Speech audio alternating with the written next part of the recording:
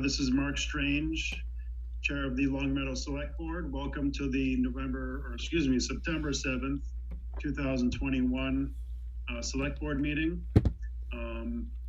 Before we get started, now that we are returned to a fully virtual meeting, I'm going to go back and read some of the requisite information that we need to read before we actually get started with our meeting. So again, this is Select Board Chair Mark Strange. I'm going to be confirming that all members and persons anticipated on the agenda are present and can hear me. Members, when I call your name, please respond in the affirmative. Steve Morantz. Here. Josh Levine. Here. Mark Gold. Here. And has Tom joined us yet? Yes, I'm here. Hey, Tom. Okay. Staff, when I call your name, please respond in the affirmative. Lynn Simmons. Here. Mike Barbieri. Here. Thank you. This open meeting of Long Meadow Select Board is being conducted remotely, consistent with Chapter 20 of the Acts of 2021.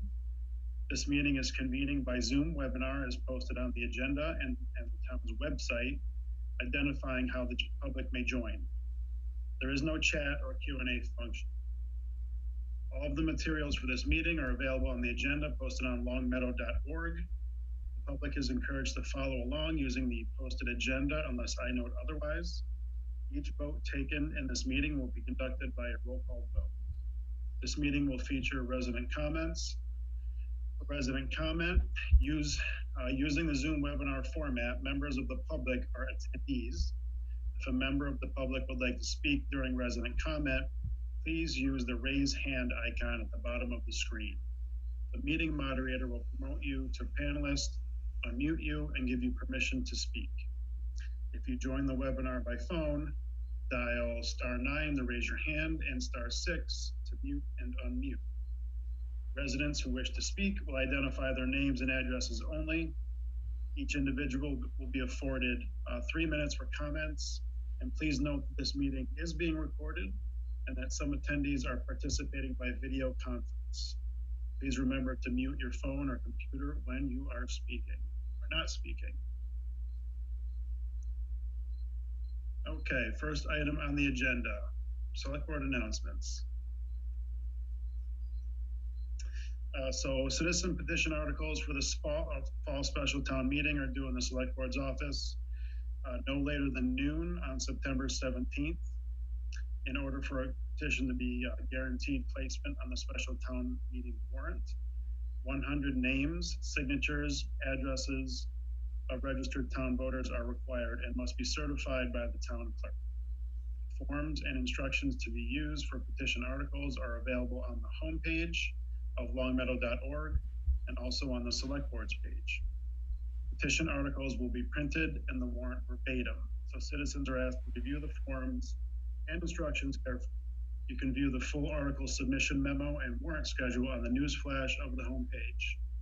Please contact the Select Board's office or email adminassistant@longmeadow.org if you have any questions. Also, the Long Meadow Cultural Council is seeking grant applications. The 2022 Local Cultural Council grant application cycle opens up on September 1st, or opened up on September 1st, 2021, and runs through October 15th. Online applications are accepted for cultural projects and programs related to the arts, sciences, and humanities, to include grants for operating support, ticket subsidies, field trips, artist residencies, public art, fellowships, community events, programs, specific projects, and other activities based on local priorities. The Long Meadow Cultural Council gives highest priority to programs which occur in the town of Long Meadow and are submitted by Long Meadow residents or organizations and with dates and venues already secure. Due to the unpredictability of the COVID-19 situation, the council will consider the difficulty in securing a venue. If your project or performance has the potential to be offered virtually, please let us know in your application. We are encouraging applicants to think of new ways to enrich the cultural lives of our community. Long Meadow Cultural Council is part of a network of 329 local councils, including all 351 Massachusetts cities and towns. Each year, the state legislature allocates funding to the Massachusetts Cultural Council, which then apportions funds to each Massachusetts community, thereby helping to provide enriching programs and activities for the benefit of all Massachusetts residents. For online grant applications and or additional information, please go to www.mass-culture.org. That's www.mass-culture.org. Questions, please email Peg Landon, who is the Long Meadow Cultural Council Chair, at peglandon@comcast.net. That's PEGLANDON @comcast.net. Please also be aware that trash pickup for this week will be delayed one day due to the holiday. And last but not least, the Connecticut River Stormwater Committee offers some great lawn and garden tips to help curb stormwater pollution, good practices around your home and garden that eliminate contaminated storm flows, will help reduce costs associated with water pollution and get us to fishable and swimmable lakes and rivers in the Pioneer Valley region. Please view the post on the homepage for the town website for more information. You can also go to thinkblueconnecticutriver.org. That's thinkblueconnecticutriver.org. Excuse me, Mark. Yes, sir. If I may, there was something that came through our office this afternoon. I didn't have a chance to update the announcement sheet, but I could read that if you like. Please do. So Eversource Gas in Massachusetts has contracted Precise Paving to make final trench repairs on Long Meadow Street. The scheduled start date is September 11th, 2021, and the anticipated project completion will be the same day. Construction crews will be milling existing gas trenches and final paving of trenches. With that being said, Long Meadow Street from Forest Glen Road to Converse Street will be closed to southbound traffic during construction hours from 7 a.m. to 5 p.m. All southbound traffic from I-91 will be detoured down Forest Glen and Laurel Street. There will be various key detour points set up on the surrounding streets to help direct traffic around the construction area, including several police details. Northbound traffic will remain open, but expect delays. We will make effort to notify residents of any substantial schedule changes. Please check the town Facebook page for current updates, and please report any problems or concerns by contacting the engineering department at 413-567-3400. Thank you. Mike, what was that date again? That is this Saturday, September 11th.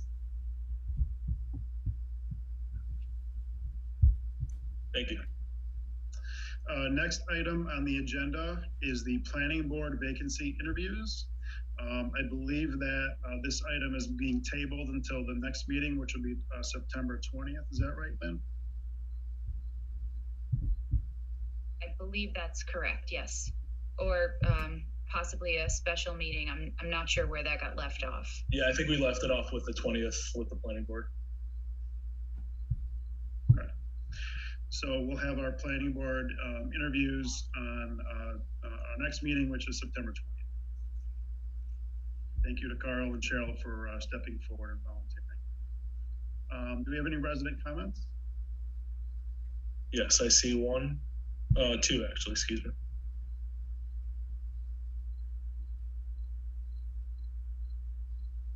All right, I'm moving Carla in.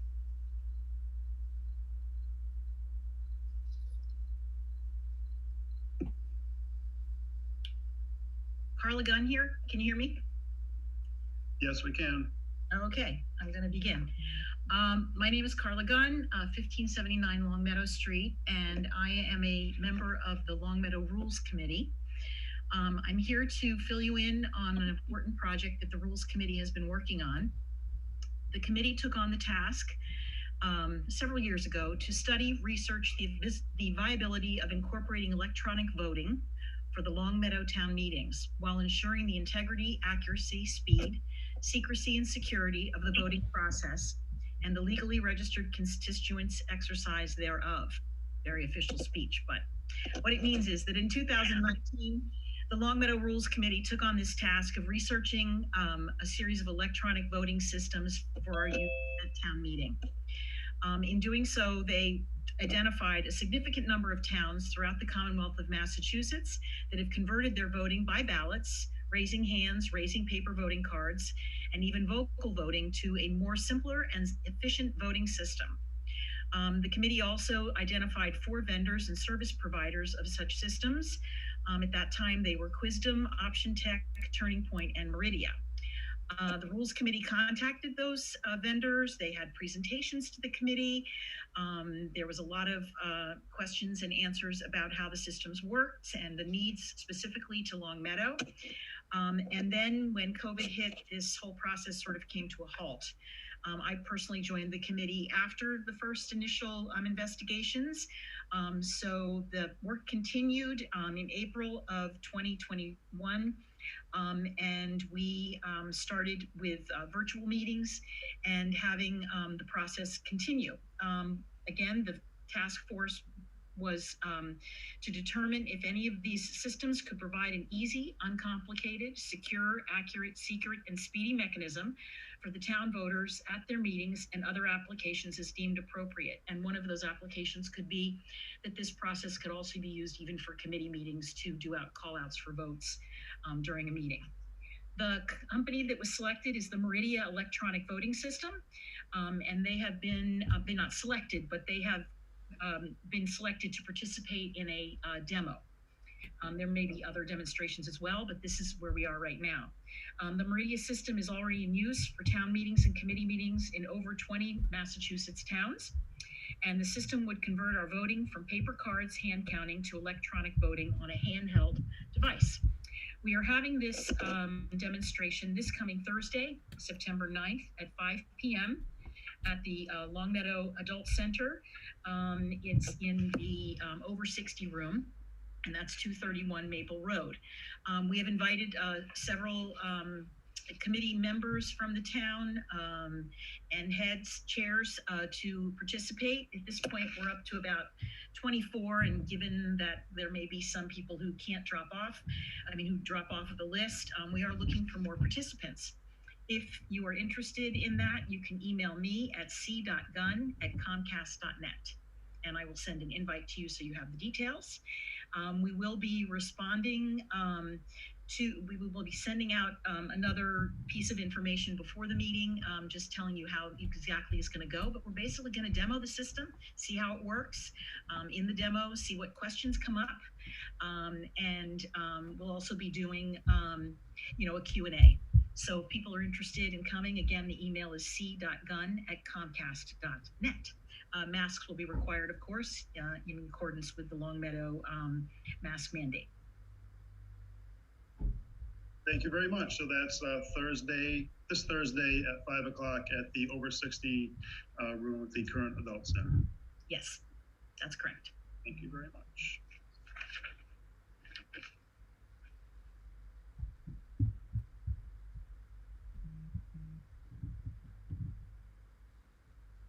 Do we have another resident, Mike? Yes, we also have Michelle Morantz. I just moved her in.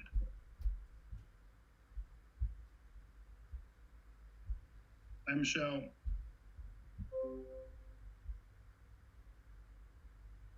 You're muted. Okay, now I've got it. My name is Michelle Morantz, and I live at 117 Rugby Road. I'm speaking tonight as a concerned resident and also as chair of the Long Meadow Pipeline Awareness Group, whose mission includes educating our community about Eversource's efforts to build a gas expansion project in Long Meadow. This proposed project would involve an Eversource high-pressure pipeline connected to a Tennessee Gas meter station to be built on Long Meadow Country Club property in the middle of an established neighborhood close to Wolf Swamp School. Through our hard work, the pipeline group has delayed this expansion project for close to 3 years. But last June, we announced to the select board that Eversource had plans to submit a permitting request to the Energy Facilities Siting Board over the summer to make this proposal a reality. Though their EFSB submission has been deferred several times since then, I find myself once again in the awkward position of making an announcement about the project due to Eversource's apparent policy of not informing Long Meadow's town government or Springfield City Council of their plans, even though the company has recently met with Long Meadow's and Springfield's state elected officials. So here's the important development that you and the community deserve to know. Last Friday, an Eversource spokesman told me that the company intends to hold 2 virtual open houses at the end of September, during which they'll present their pipeline project and explain its purpose. One open house will be held during business hours, with the second held during the evening. As their pipeline would travel through Long Meadow into Springfield, Eversource will notify both communities, stakeholders, business leaders, and owners of properties sited along abutting routes about the meeting. They'll also notify the remaining public through press announcements and postings on their website. During the open houses, Eversource will provide an opportunity for attendees to ask questions about the proposal, with any public statements possibly included as part of their EFSB filings. So those are the facts conveyed to me last week about the impending open houses, and here are a few remarks of my own. Please be aware that Eversource's decision to hold these open houses is not evidence of their desire to communicate with the public or have the public communicate with them. Rather, it's a response to a state requirement that's needed to fulfill the Energy Facilities Siting Board process. Due to COVID, these open houses won't be true open hearings, as the company is fully capable of using the virtual format to their advantage, possibly filtering questions and comments, as well as cherry picking the participants who are called on. In a follow-up mailing to Eversource, I asked if the open houses would be recorded, with the recordings available to the public. I also asked if a list of invitees would be public information, and if the company would commit to a fair process, asking questioners to identify themselves as in favor or opposed to the project, so that participants from both camps would be equitably presented. Interestingly, I received no response to those requests. Finally, I know that some state legislators contacted by Eversource were told the following: that their project is not being proposed because there's a need for more gas, that their project is not being proposed to respond to an immediate danger to the community, and that their project is not being proposed because of significant leaks in the Memorial Bridge pipeline. Rather, their sole justification for the project is one of reliability. The need for a second source of gas for Long Meadow and Springfield should something go wrong with the current source. Having a second source of gas, a plan B for our communities, is a topic worth discussing. But I don't believe that an appropriate backup system requires building a gas processing facility that includes outbuildings, security fencing, and lighting, as well as a high-pressure pipeline that would course through town in addition to the current pipeline that we have. In fact, the so-called reliability project is excessive, it's inappropriate, and it would pose a safety, health, and financial threat to our community. For a better plan B, Eversource needs to go back to the drawing board and present a less expensive and safer alternative that maybe incorporates renewable energy as part of the solution. Thank you for your time. Thank you, Michelle. Has anybody been contacted by Eversource about these upcoming open houses? Is that a question to me, Mark? That's for everybody. I've had communication with them, same as what we had this summer. No dates yet, but just a rough timeline on what they're anticipating. Okay. And when was that, Lynn? When did you speak to them? last week. They gave you a call saying we're gonna have these open houses? Yes, that they have a rough estimate of a filing in October, which backs up a public hearing to sometime in September. But again, no location. I think they're planning virtual at this point and no dates yet. So, these open houses, are going to function as their public hearings? I don't know if there is a actual public hearing process after they file. They are doing community outreach before filing. I think we should invite them to come and, present to us so we can ask them some questions, in addition to their open houses.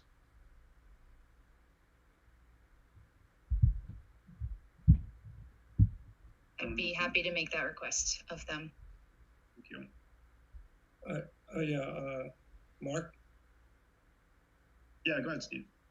Yes, in terms of the Long Meadow Select Board holding a hearing that actually would invite all, not selected folks.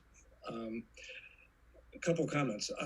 Springfield is going to have their City Council subcommittee. The environment is having a public hearing on the 23rd of September, specifically to hear about their plans.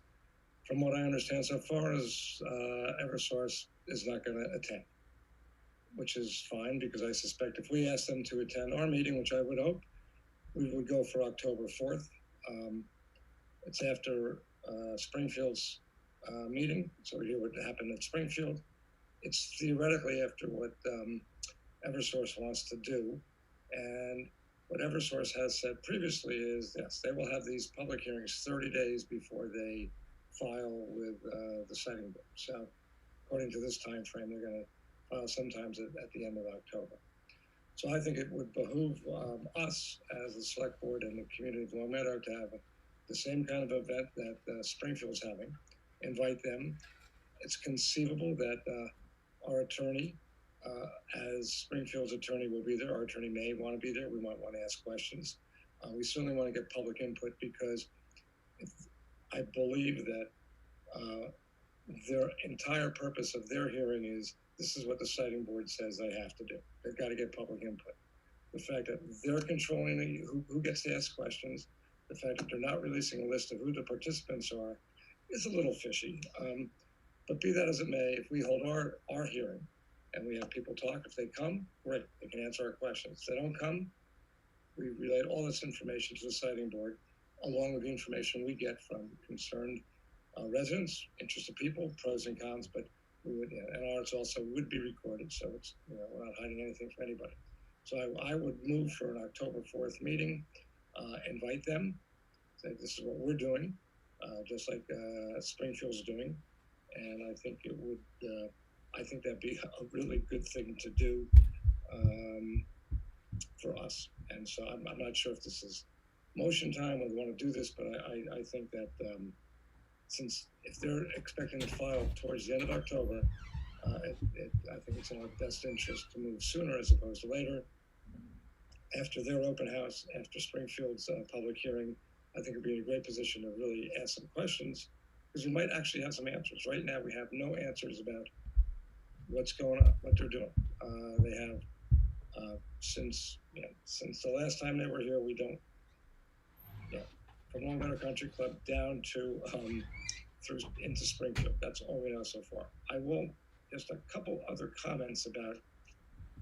I just think in terms of we as a community in Long Meadow need to keep our eyes open about what's going on in terms of Eversource. Keep in mind a couple things about Eversource. I show you this. This is a diagram you can't see. This is reliability project. They have that put 3 pieces of paper out about what they're doing. And every one of these pieces of paper, the phrase is a new point of delivery installed in a non-residential area of Long Meadow. Now, if anyone ever goes down to where this thing is proposed at Long Meadow Country Club, If they believe this is a non-residential area, I'm very impressed. I mean, obviously, no one's going to be sleeping on Long Meadow Country Club's tennis courts, but it's definitely a residential area, 400 yards from an elementary school.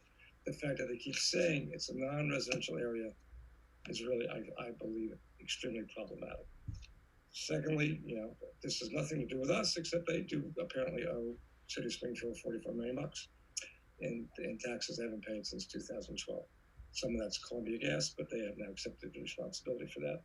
And third, in Connecticut, they are actually being investigated by the Attorney General for deceptive practices. So while we have to deal with Eversource, and they are, there are partners in this because they supply both our electricity and our gas, I just think we really want to come to this with open eyes.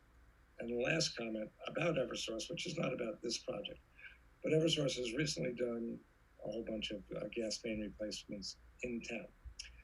I have gotten a variety of complaints from residents on Claremont Street and around with the job they did tearing up basically the tree belt, and what they did after they dug up whatever they dug up to do what they had to do, essentially devalued the property and then told the residents, well, that's what it is. The subcontractor didn't do a good job. We'll get back to it sometime. That's not acceptable for the residents of Long Meadow. So I would encourage the powers that be to take a look at what's gone on in that neck of the woods in terms of the kind of work that Eversource did for this neighborhood. And I believe, I think that sums up where I'd like to be, except to see if we can get these guys on a hearing for us on the 4th of October. So Lynn and Mike, can we plan on reaching out to Eversource and inviting them to an October 4th hearing? Yes, will do. Thank you. Mark, can I just make Yes, sir. The last time Eversource was here, we filled a gymnasium in the school auditorium, or the school auditorium.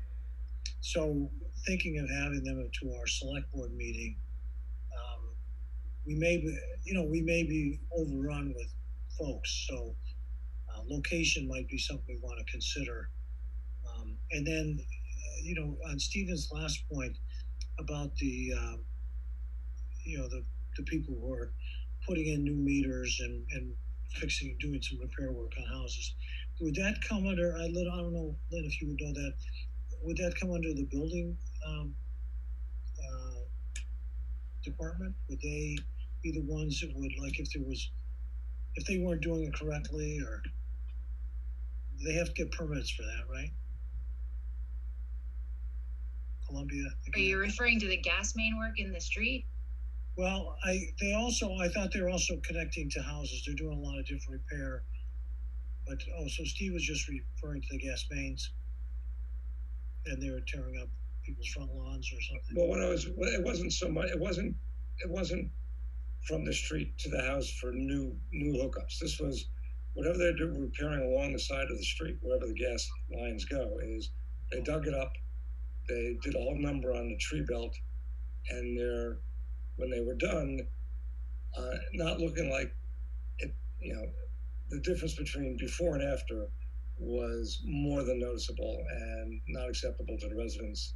And apparently, to at least what the complaints I've heard is Eversource has not given them any kind of responses or blame it on the subcontractor who did it. And so, I'm not sure whose responsibility is after that, but hopefully this issue can be addressed. Because one of the residents said, well, can I sue the town?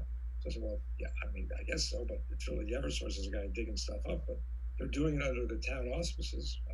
I assume we have to give them permission to do this, although it is safety.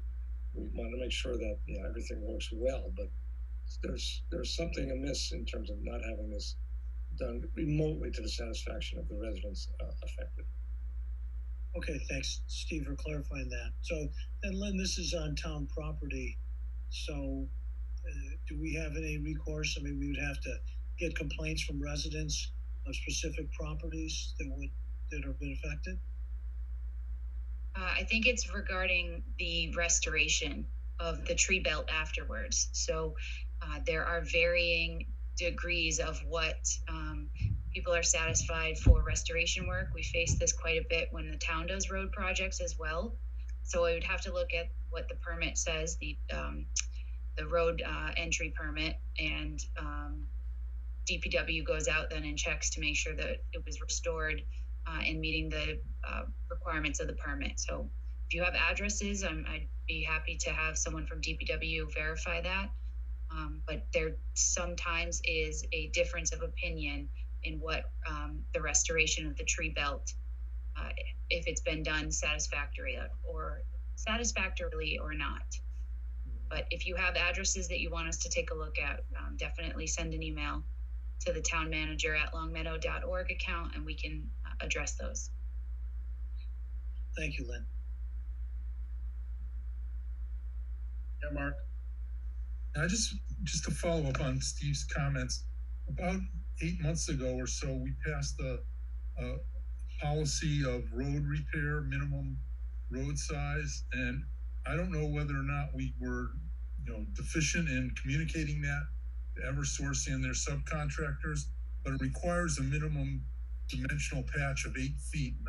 And you can drive along Long Meadow Street where all those gas lines were repaired, and your tires are bumping through as you go through these, 9 to 18 inch wide patches, which is what this policy was intended to do. And I would ask that we go back to Eversource and look at the date that those repairs were made and let them know that they have not been in compliance. I think that'll go a long way toward satisfying what some of the residents are looking at. I know a lot of it, Steve, is, I got lousy loam or I got lousy grass seed or whatever it is on the tree belt. But in terms of the town's roads, I mean, if Long Meadow Street didn't need to be repaved before they started, it's absolutely a disaster now, even on the north end. And so I'd like to make sure that our DPW is enforcing that when it becomes part of our road cut or trenching permit system, that they understand there's a minimum repair size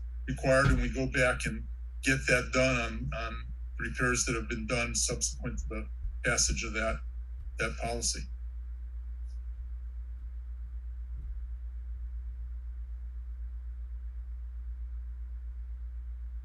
Okay, so I think that was a riff on Michelle Morantz's resident comments. Correct me if I'm wrong.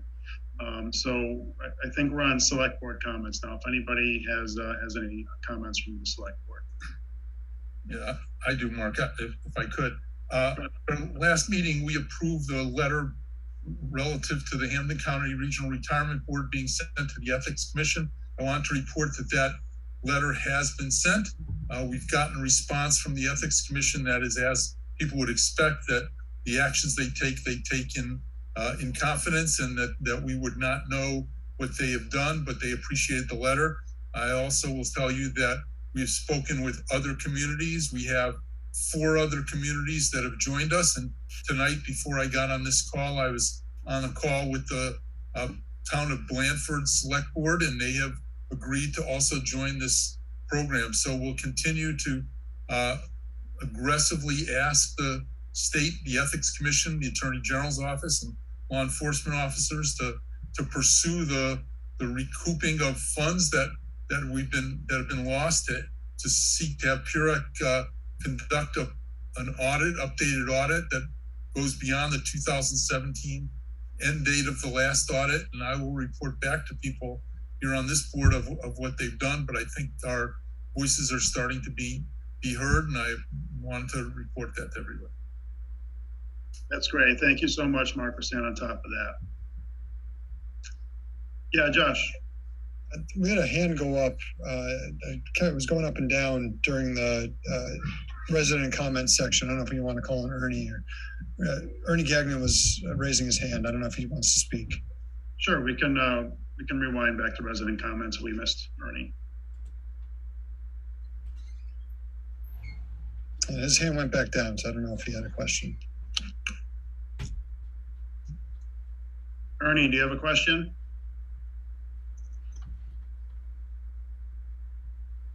I just moved him in. Let's check. Thank you.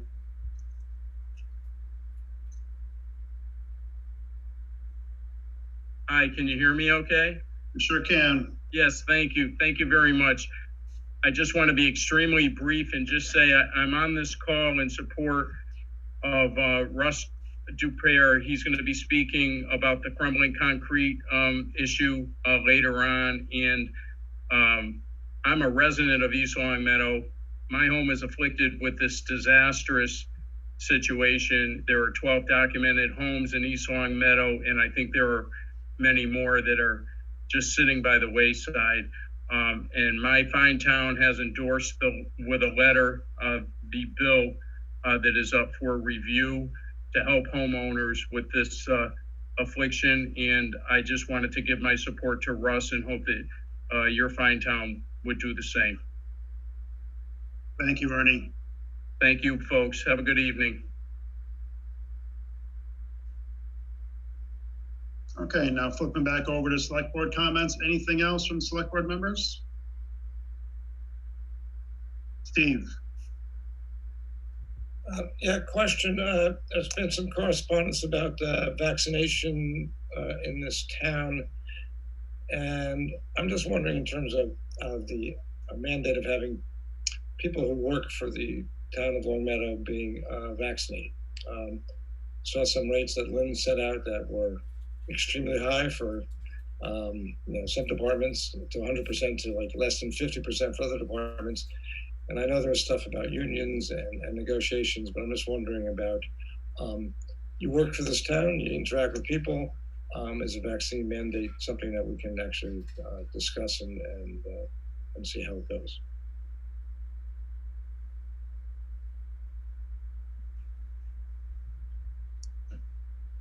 Mark, are you wanting me to address that right now? If you can. I think I was responding to somebody who was messaging, sorry. So I missed part of it, but I think what you're asking is if we're exploring a vaccine mandate for employees. Yes, is that possible for people who work in the town of Longmeadow? I'm closely watching it and considering what options may be. I'm also watching to see what other communities in Massachusetts are doing. There are several others that have made mandates for employees. So far, those communities that have enacted it do not have any collective bargaining units. I am watching what I think it was Somerville 2 weeks ago talked about requiring a vaccine mandate for employees. I don't know that it's in place yet for the units that have bargaining agreements. It may be for non-covered employees. All I'm doing at this point right now is watching and encouraging people to be vaccinated. We are not requiring a mandate for employees to be vaccinated right now. And I think you also mentioned we do have fairly substantial vaccination rates amongst employees. In our public safety sectors, we have pretty high numbers, 100% at the fire department, 89 to 90% at police, 50% at DPW, and then the rest of the town staff was at 77%. Those are optional. It's optional to put your vaccination card on file with Human Resources. So those numbers could be higher.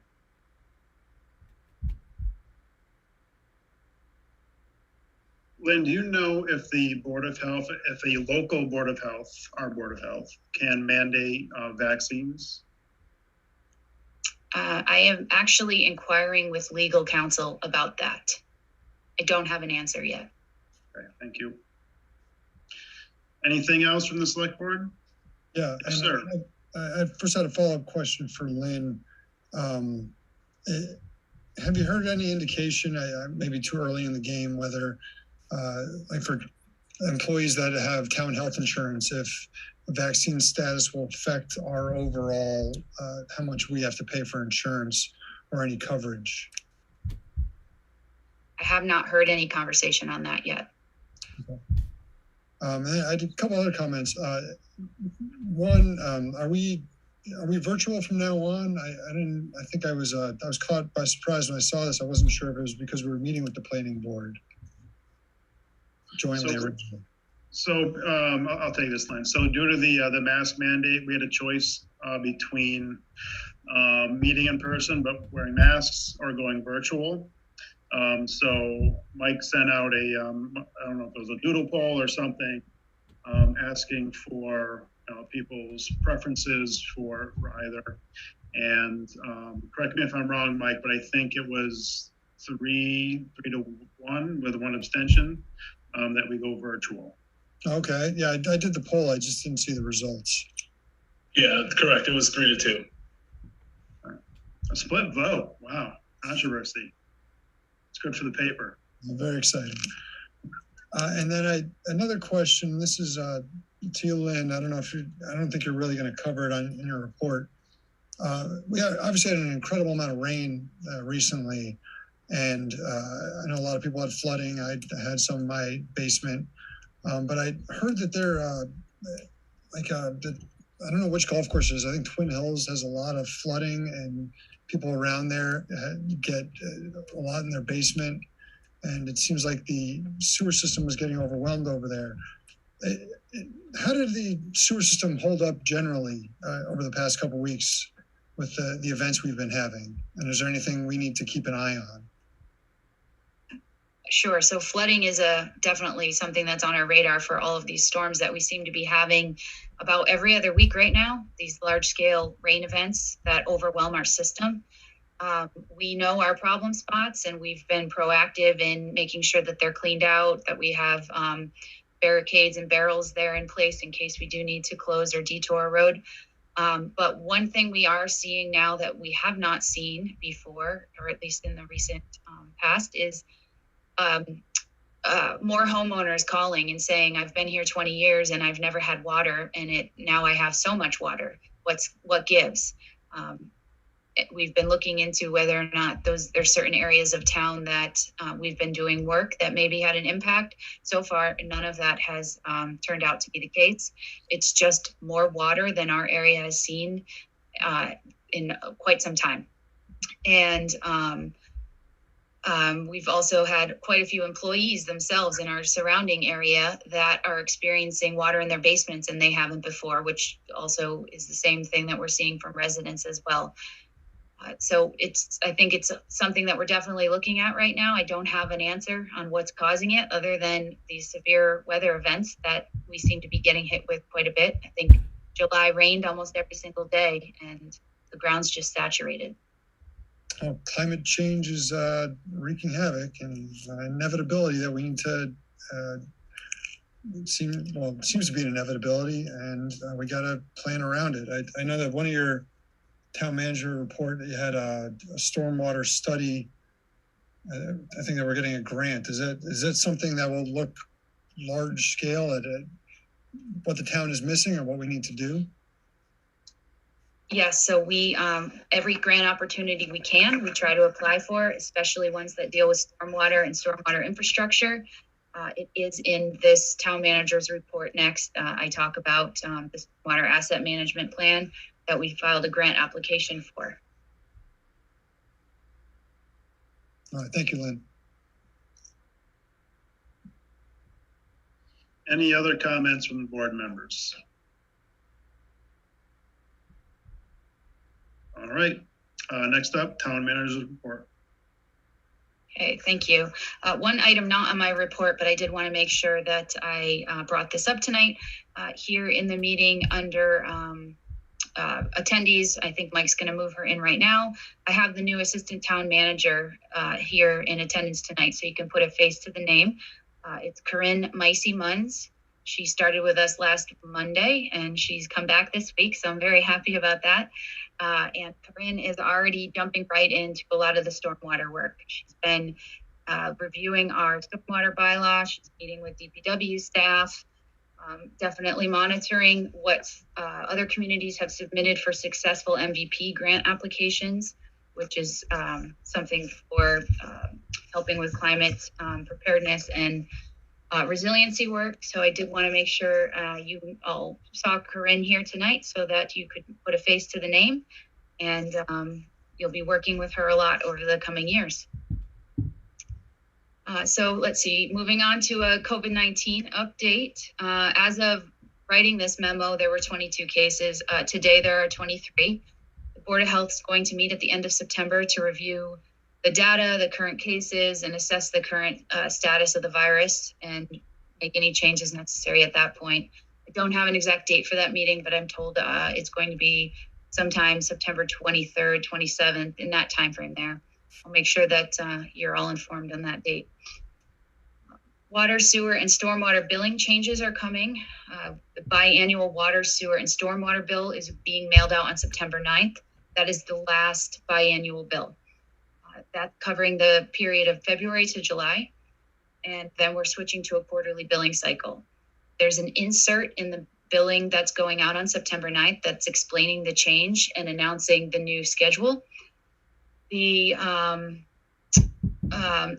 new schedule will have one slight difference in that after this biannual bill, the August and September bill will just be those 2 months, and then we will be on the quarterly billing cycle. At an upcoming select board meeting, we will be presenting you a draft bylaw to review for water conservation. This is something that DEP would like to see. So if you recall, several meetings ago, there was a conversation about some measures that DEP wants us to put in place to help lower our residential gallons per day consumption. We are the second highest in the state. So they do want to see us take some steps. One of those steps was quarterly billing, which is something we were working on already. And another will need to be some strengthening of a water conservation bylaw. Crosswalk and street line painting, quotes are out on the street right now for line painting. They're due back on the 9th. The painting of crosswalks and stop bars should be finishing up last week.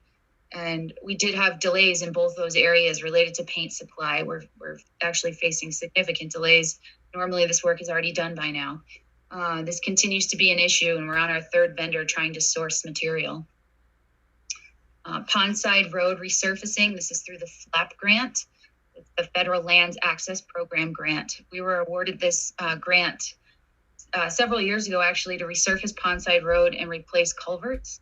Project's been around since at least 2019. We're eligible because it improves access to the federal land in the meadows. There's multiple funding sources pulled together to make this project happen, including the Federal Lands Access Program funding, which is about $226,000. The town of Long Meadow has an in-kind match for staff services for $11,000. And then there's a Federal Lands Transportation Program match for $45,000. In addition to that, at the annual town meeting in June of 2020, a warrant article was passed to go out to bond for $510,000 toward the project. We just did that borrowing this past June. The work is out to bid right now with a response date of September 9th. And then the project needs to be completed by the end of October to satisfy the grant requirements. Bliss Park Playground, new swings have been ordered, and a new slide has been ordered to replace the one that's broken. Signs have been posted in the park acknowledging that we're working on repairing the damage to the structures. We've also blocked the slide from use again. We've continued to block it each time we noticed that the signs have been removed. Hopefully this time they'll stay in place longer while we replace it. The swings are expected to be in sometime the middle of this month and will be installed shortly thereafter. The slide in particular, the age of that structure has led to the delays in being able to source a new slide. We did find one and it's on its way to us. It'll take a few more months though before we're able to install that. The new adult center, you had a briefing on August 2nd from the building committee chair. I won't go into full detail there, but that meeting is available online if residents want to watch it. Letters were sent to the contractor regarding the soil conditions and paving, and responses from the contractor to both those matters were received. We're reviewing those right now and determining the next steps. Street paving, a request for bids is currently out with responses due Friday. Once we review the bid responses and select a contractor, we will know what will fit within the budget that we have, and then a paving schedule will be developed. Once we have that schedule and the list of streets, we'll post that on the website, and it will be included in an upcoming town manager report. And the Stormwater Asset Management Plan grant that I spoke about briefly before, DPW Engineering is working with Ty and Bond and submitted a Stormwater Asset Management Plan grant to DEP. If awarded, this grant would provide the town with a thorough and representative understanding of the condition and vulnerabilities of the town's drainage system. It will help establish a proactive stormwater system maintenance, repair, and replacement program that will also help with our budgeting needs. And the DPW 21E lawsuit and eminent domain lawsuit, a motion was filed to consolidate the two cases together. A pretrial hearing in the eminent domain matter is scheduled for the middle of September. The discovery phase has slowed in the eminent domain case, and depositions need to be scheduled still. And that is all I had for my formal written report. Happy to answer any questions you might have.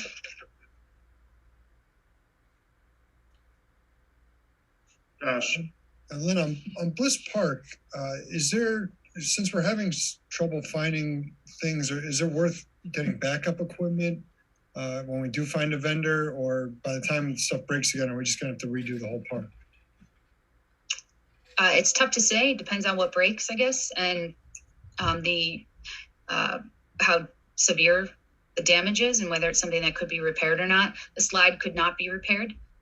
It did break in the middle, so it does need to be fully replaced. We were actually able to find the exact slide.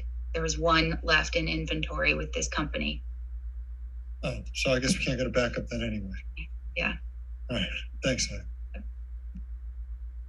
Steve. And as I recall, for the last town meeting, there was a measure put in for park equipment at Wolf Swamp that was denied. Finance committee didn't think it was worth doing. Perhaps maybe we should reevaluate and look at Bliss Park in terms of the equipment there, since it's playground equipment, and if it's going to Bliss, maybe we might want to I think it was CPC funds, but it was something that was recommended and was turned down because they said the equipment was okay. It's obviously not okay at Bliss Park. We might want to look at that.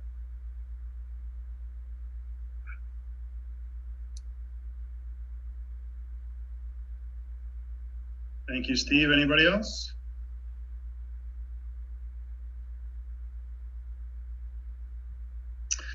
Alrighty then, on to agenda item number 9, approving meeting minutes. Looking for We approve the meeting minutes of the August 16th, 2021 regular select board meeting. And I'll second those, but I do have one adjustment question. In the select board comments, it would be the third paragraph. It says Mr. Lacusa talked upon the talking points, and it should read that we suggested looking into the level of use for the clay courts at Bliss Park as part of a feasibility of a skateboard park at this location. Because I mentioned how clay courts are more forgiving to older tennis players who may have some knee issues. So I wanted to know, that we knew how many people are using it before we make any kind of movement on that. So if people would accept that, we can call for a vote. Thank you. I can make those updates. Thank you. Okay, so the motion is to approve with Tom's suggested updates. Any further discussion? Mike, can you call the roll, please? Mr. Strange? Yes. Mr. Morantz? Yes. Mr. Levine? Yes. Mr. Gold? Yes. Mr. Lacusa? Yes.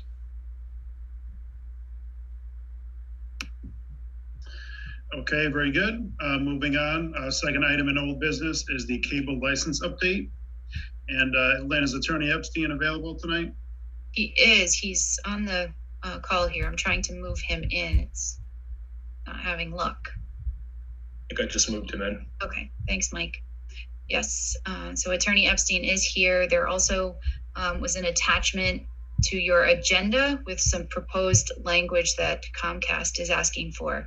And that is what we will be discussing tonight.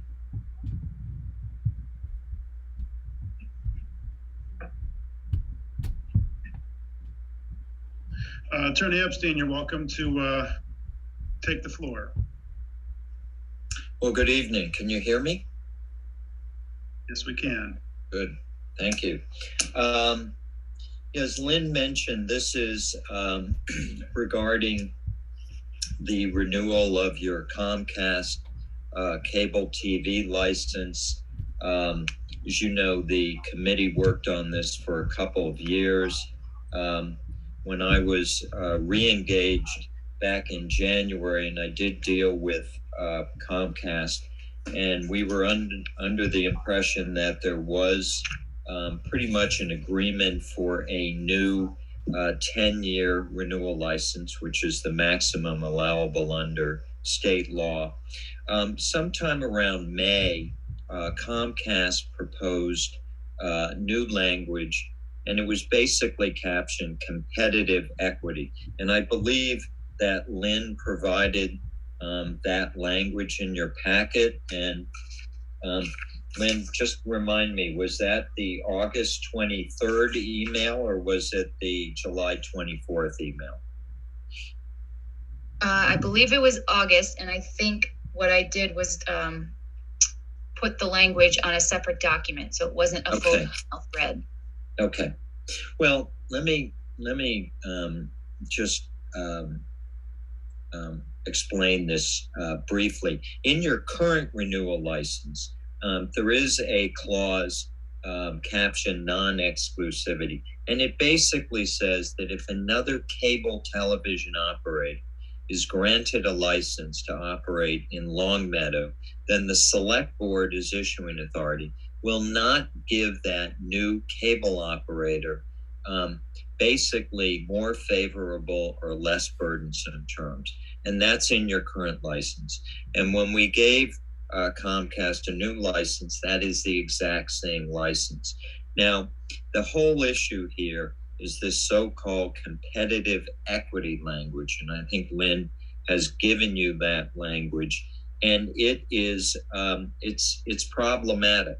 And what it basically does is it is asking the select board, you are the issuing authority, to level the playing field if another operator comes in, even if that operator is not a cable television operator providing cable service. And this is really the crux of the matter, because this will certainly have a chilling effect on the ability of the select board to try to get competing, or let's say new internet companies to come in and provide services to your residents that may be more favorable to those residents.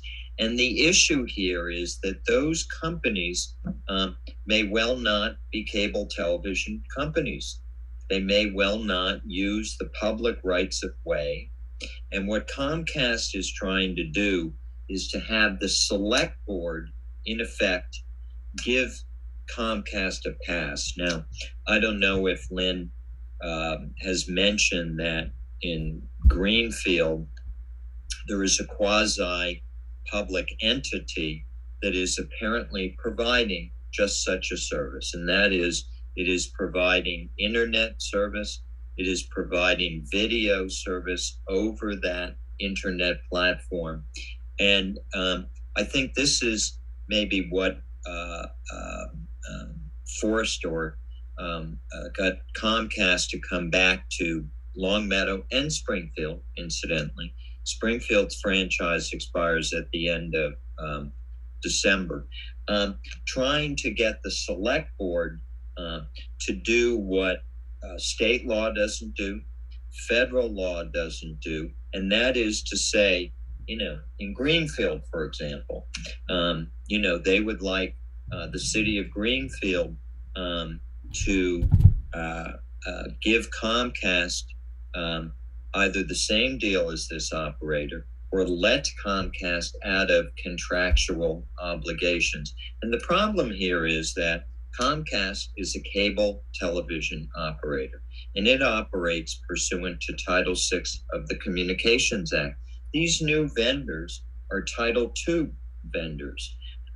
They are not subject to cable television licenses. They do not come under your purview. Comcast is mixing apples and oranges here, and they've taken a rather hard stance on this, saying that they must have this language.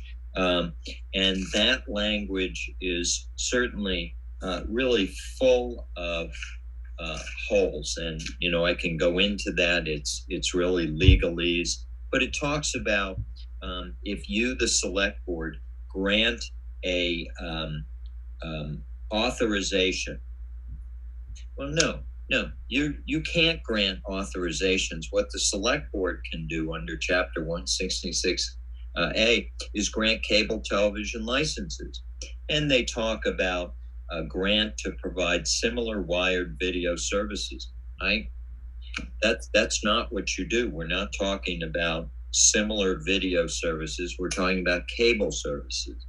And lastly, they then say that if this provision would be tripped, so to speak, then the select board would sit down with Comcast and grant Comcast so-called competitive equity. I don't know what that means. And when I've dealt with several of the Comcast representatives, I've mentioned that they've never been able to explain to me what it means. Well, the fact is, it has no meaning. It's a giant open door that Comcast can come in and make a case that perhaps the selectmen should do away with the 5% franchise fee. Perhaps they would say, you should not make us pay the $400,000 in PEG access equipment. Perhaps they would say that you cannot require us to provide these two HD PEG channels. I mean, it's an open door. And, I think that until this issue arose, I thought there was an agreement. Apparently there is no agreement. Comcast, as I mentioned before, has taken a rather hard stance on this, saying that the franchise must have this language. And I think it's certainly dangerous language. And believe me, I'm here to get a new franchise for the town. And as you may know, I've worked with the town on the past, 2 or 3 licenses. So it's a bit of a conundrum, but again, why should Comcast be able to put the town in a position where the town may want to build its own fiber? Town may want to have its own internet provision that may or may not be subject to state franchising laws. And why should Comcast be in a position where they chill that effect? Because what I think the select board would like is to have as many competitors as possible, providing competition that hopefully will benefit Long Meadow subscribers, whether they take cable television from Comcast or they get one of these new entrants. And the fact is, and I've talked to Lynn about this, Comcast, as I said, would like you to do this for them because they have no state remedy and they have no federal remedy, but they do have a remedy. And that remedy is that if they're being undercut, so to speak, price-wise by these new entrants, Comcast can cut its rates. Comcast can cut its rates. Yeah, that's how you compete. That's sort of the American way. It's not coming back and asking the select board or the mayor of Springfield to, in fact, level the playing field between Comcast, a cable television operator, and these new entrants that are not subject to franchising because essentially they do not use the public rights of way. And that is the nexus. If a company came in, for example, and crossed or used or occupied the public rights of way with wire, well, I'd probably say we have to look into that because that may make that competitor a cable television operator. But that, my understanding in Greenfield, that is not the case. And I don't represent Greenfield. So all I can tell you is I think this started because of this situation in Greenfield. I think it's, and I don't want to be over melodramatic, but I just think it's a dangerous provision for the town, and it's going to, I think, potentially tie your hands and potentially chill any efforts that the town and the select board make to get more competition in. And why should you let Comcast do that? Because I think that's what they're trying to do. They've been unable to give us any kind of legal basis for this language. We've asked them. They've come back. They've given us sort of reasoning and rationales that are not particularly applicable to what's going on. So, I think it's problematic. It's certainly not something that we wanted introduced at pretty much the 11th hour. And, lastly, I'd say that the 2011 franchise expired back on June 28th of 2021. And Comcast sent a letter saying that because they had filed an informal proposal that they wanted to basically extend the period to negotiate for another 90 days. Well, we agreed we didn't want to have a formal denial at that point. But that 90-day period will expire on September 28th of 2021. And I think there's going to have to be a decision about whether to extend this period, which I think is problematic because, and I don't want to get too deep into this, the Commonwealth allows for renewal licenses up to but not exceeding 10 years. You cannot extend a 10-year license. You can't. Frank Bellotti, who was Attorney General many, many, many years ago, when we asked him, used to say, 10 years is 10 years is 10 years. So that's the situation we're faced with.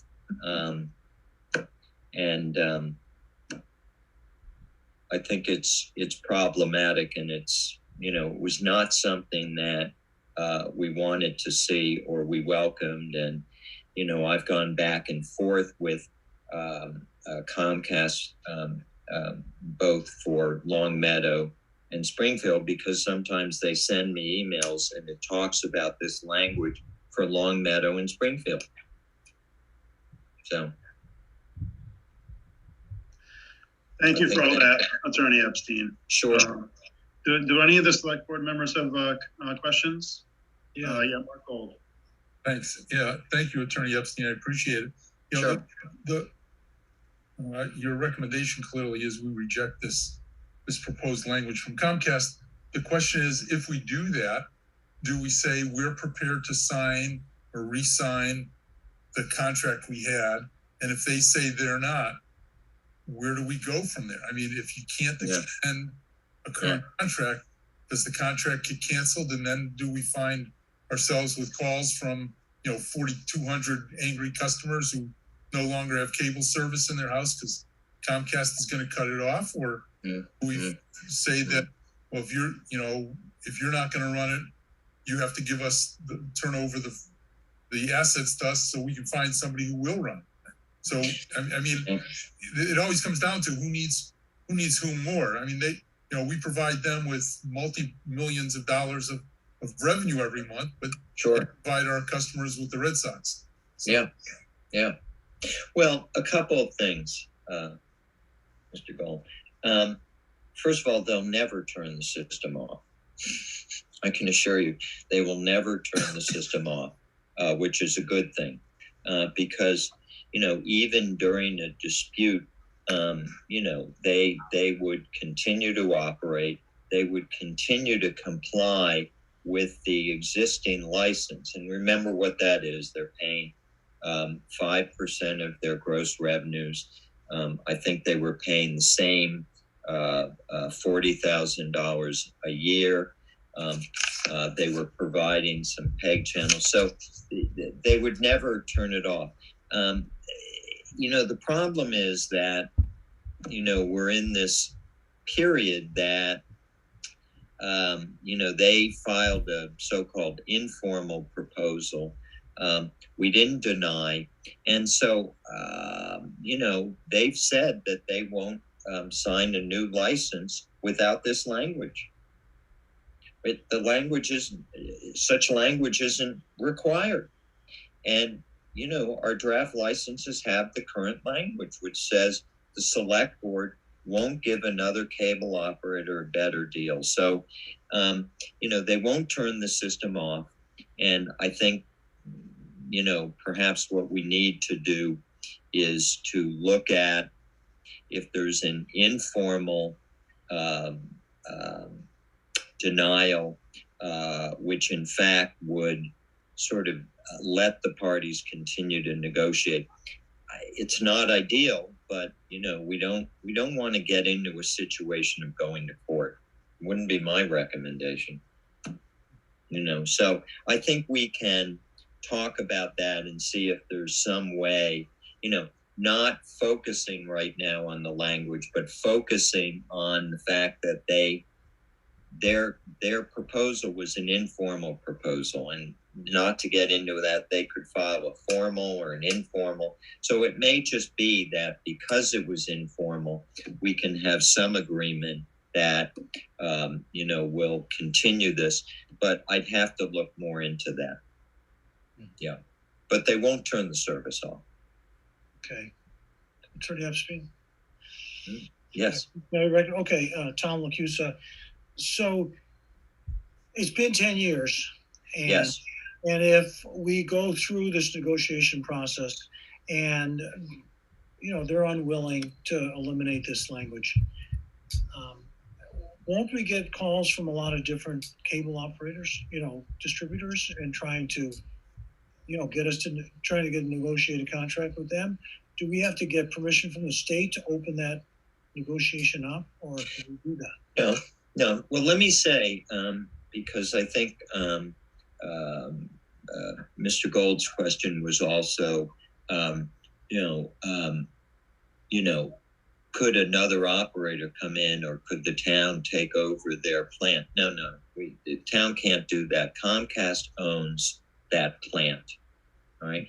Now, can you have another operator come in? Sure. I mean, under state law, this franchise and every franchise in the Commonwealth is non-exclusive.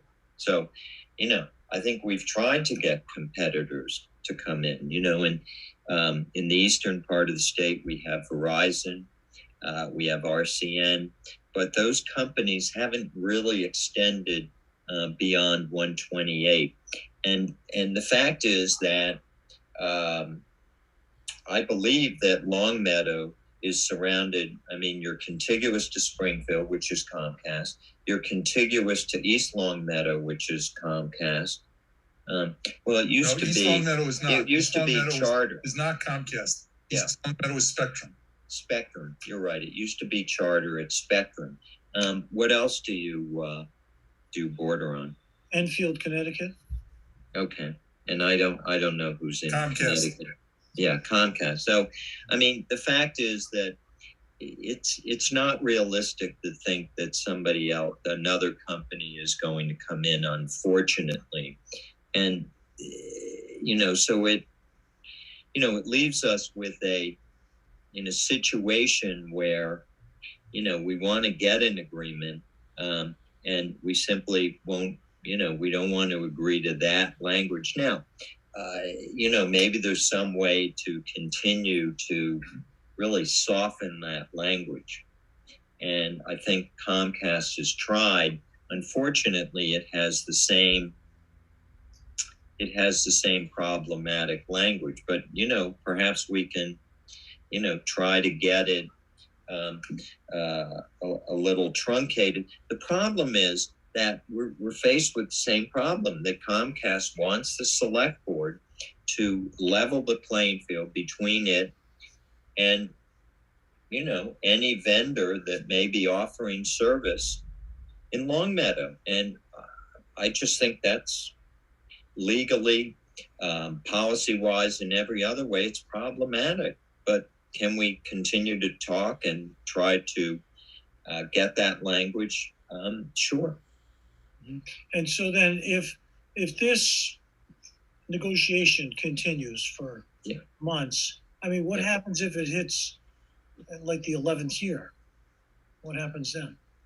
Well, under, the fact that they, Comcast submitted an informal proposal means that if the informal proposal, and this is arcane, is denied, then Comcast can basically come back and give us a formal proposal. Now, the fact is, the formal proposal is going to be exactly the same as the informal proposal. It's the Cable Act provisions for renewal, I think, are problematic, and they don't help either side. But in the end, they probably favor cable operators because, municipalities don't want to deny. Municipalities don't want to go to court over this, So I think, the best thing, and whether or not the select board would actually deny their informal proposal, and then they can come back and give us a formal proposal, we can do that. I think that the quicker way, because you understand we have a license, a draft license that I've updated several times. And I think really the only issue is this issue. It's the only issue. Okay, I have one more question. Sure. So if this continues for a time, informal, formal, and go on. Yeah. Would other Title II sort of operators be attracted to Longmeadow, trying to directly compete with Comcast? Because then, they might see them as vulnerable. Well, there are internet companies operating, we all get Netflix and Amazon and Hulu and things like that. The difference is, I think, if you look at what Greenfield has done, and Greenfield has actually started a subsidiary of what I understand is perhaps it's Access Group, I'm not, or it's Electric Light, I'm not exactly sure. So the distinction is more that there's some sort of infrastructure, and that's really the issue. Yeah. Does this entity in Greenfield, does it actually use occupying across the public right of way with wires? And I've said to Comcast, well, if you're so aggrieved by what the city has done of Greenfield, why don't you go back and ask them to negotiate under the level playing field provision? So apparently they have not done that. And I think municipalities have always, agreed to level playing field because we didn't want to be unfair to Comcast or any other operator. If it's a cable TV company and a new one comes in, then that company should be subject to the same deal. We don't play favorites, but this isn't a matter of playing favorites. This is a matter of, a cable television company and internet or other other providers. And that's really the problem, I think. Okay, thank you very much. Sure. Go ahead, Josh. So, Attorney Epstein, you said earlier that given that Comcast owns all of the infrastructure, Yes. and no one else is going to come in anyway. So what are we protecting against? If it's unrealistic for another company to try to bid, then I don't see what we're worried about here. And I guess there's a second part of that question. Sorry. Yeah. And this is wired video. Would you think that would, like, if we had a brief discussion with someone at a previous meeting that if like a Whip City Fiber, if we want to do something like that in town, we're not going to wire the town because it would cost millions of dollars. We would set up hotspots. So it would be wireless. Is that something, would we consider that to be running afoul of this, or since that wouldn't be a licensee, is that not an issue? Yeah, taking the second one first, Mr. Levine. Yeah, I think that's potentially would be subject to this language, because this language, remember, says, quote, or other authorization to provide similar wired video services. So is that, I mean, if the town does this, are you authorizing that? Is it a similar wired video service? Is it a wired service?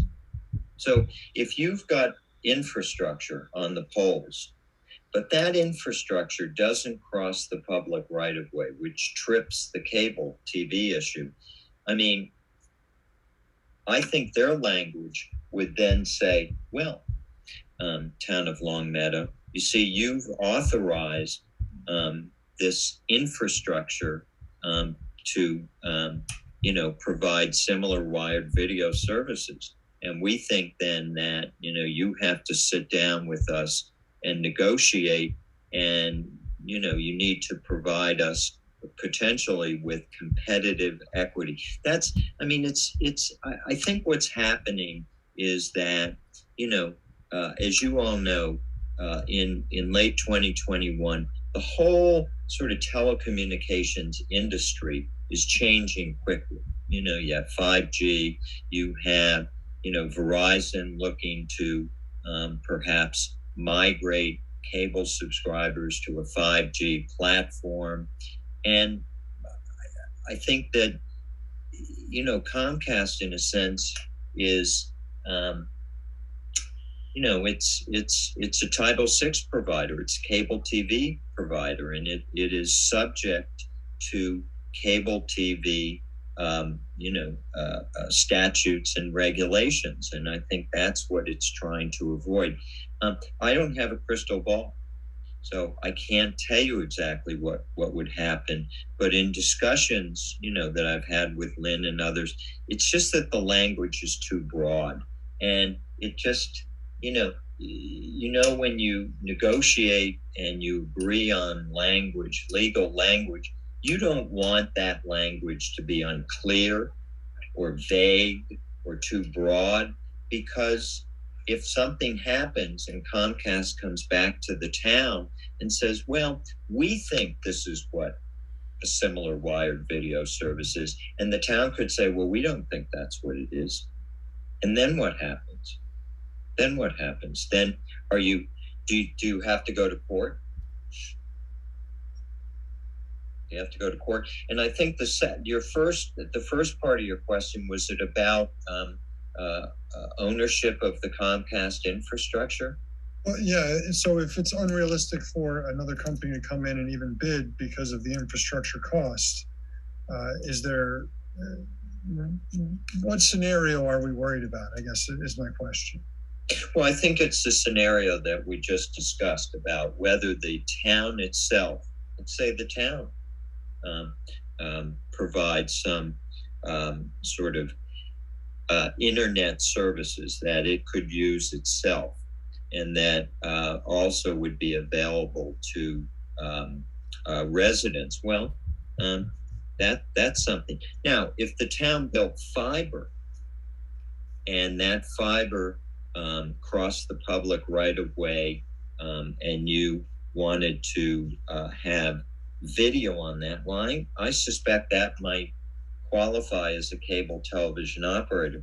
But we're not talking about that. We're talking about a situation where, whether the town did it or third parties came in and said, well, perhaps we can just put some sort of receivers or equipment on top of the pole, but there's no wire that crosses the public right of way. I don't know. And, this is a 10-year franchise.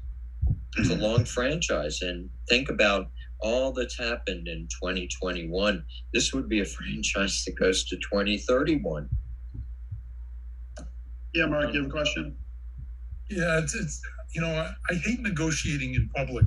That's what executive sessions are supposed to be for. But I'm going to make a couple of comments here that I think are pertinent. One is that, I've always seen that, first of all, this is a proposal. It's Comcast laying it out. And not only are they giving us what they believe, but they're giving us literally a pathway to negotiate around it. I mean, just point out what Josh said. It clearly says if the city grants, and they should be town, not city. So the fact that they submitted this to us is insulting almost. If the city grants a subsequent license other authorization to provide similar wired video services, on and on and on. It'd be very straightforward for the town and whatever we do in the future, to say, this is not a wired video service. And we identify that in the contract that we issue to a subsequent supplier. And therefore we can say, we clearly had no intention of violating it. Because, I'm just giving you an example of, how they laid out for us, how we get around it. They can claim what they want to, but our argument would be that's what we put in the contract. That's the first thing.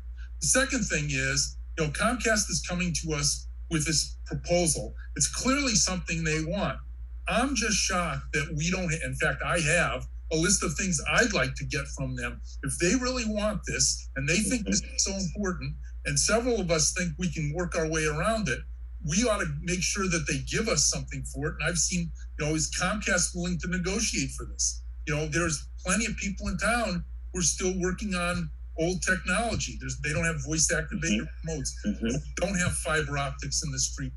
The argument, and you weren't at the meeting, Mr. Epstein, when somebody from Comcast came here, I said, how much have you invested in our town and what have you done to upgrade our services and our equipment? And the answer is, well, not much, although we invested a little bit in Long Meadow Public TV. The issue is, if they really want this and we decide they want it, then it's a negotiation. They can't get it for free. They ought not get it for free. We need to come up with a list of what we want to.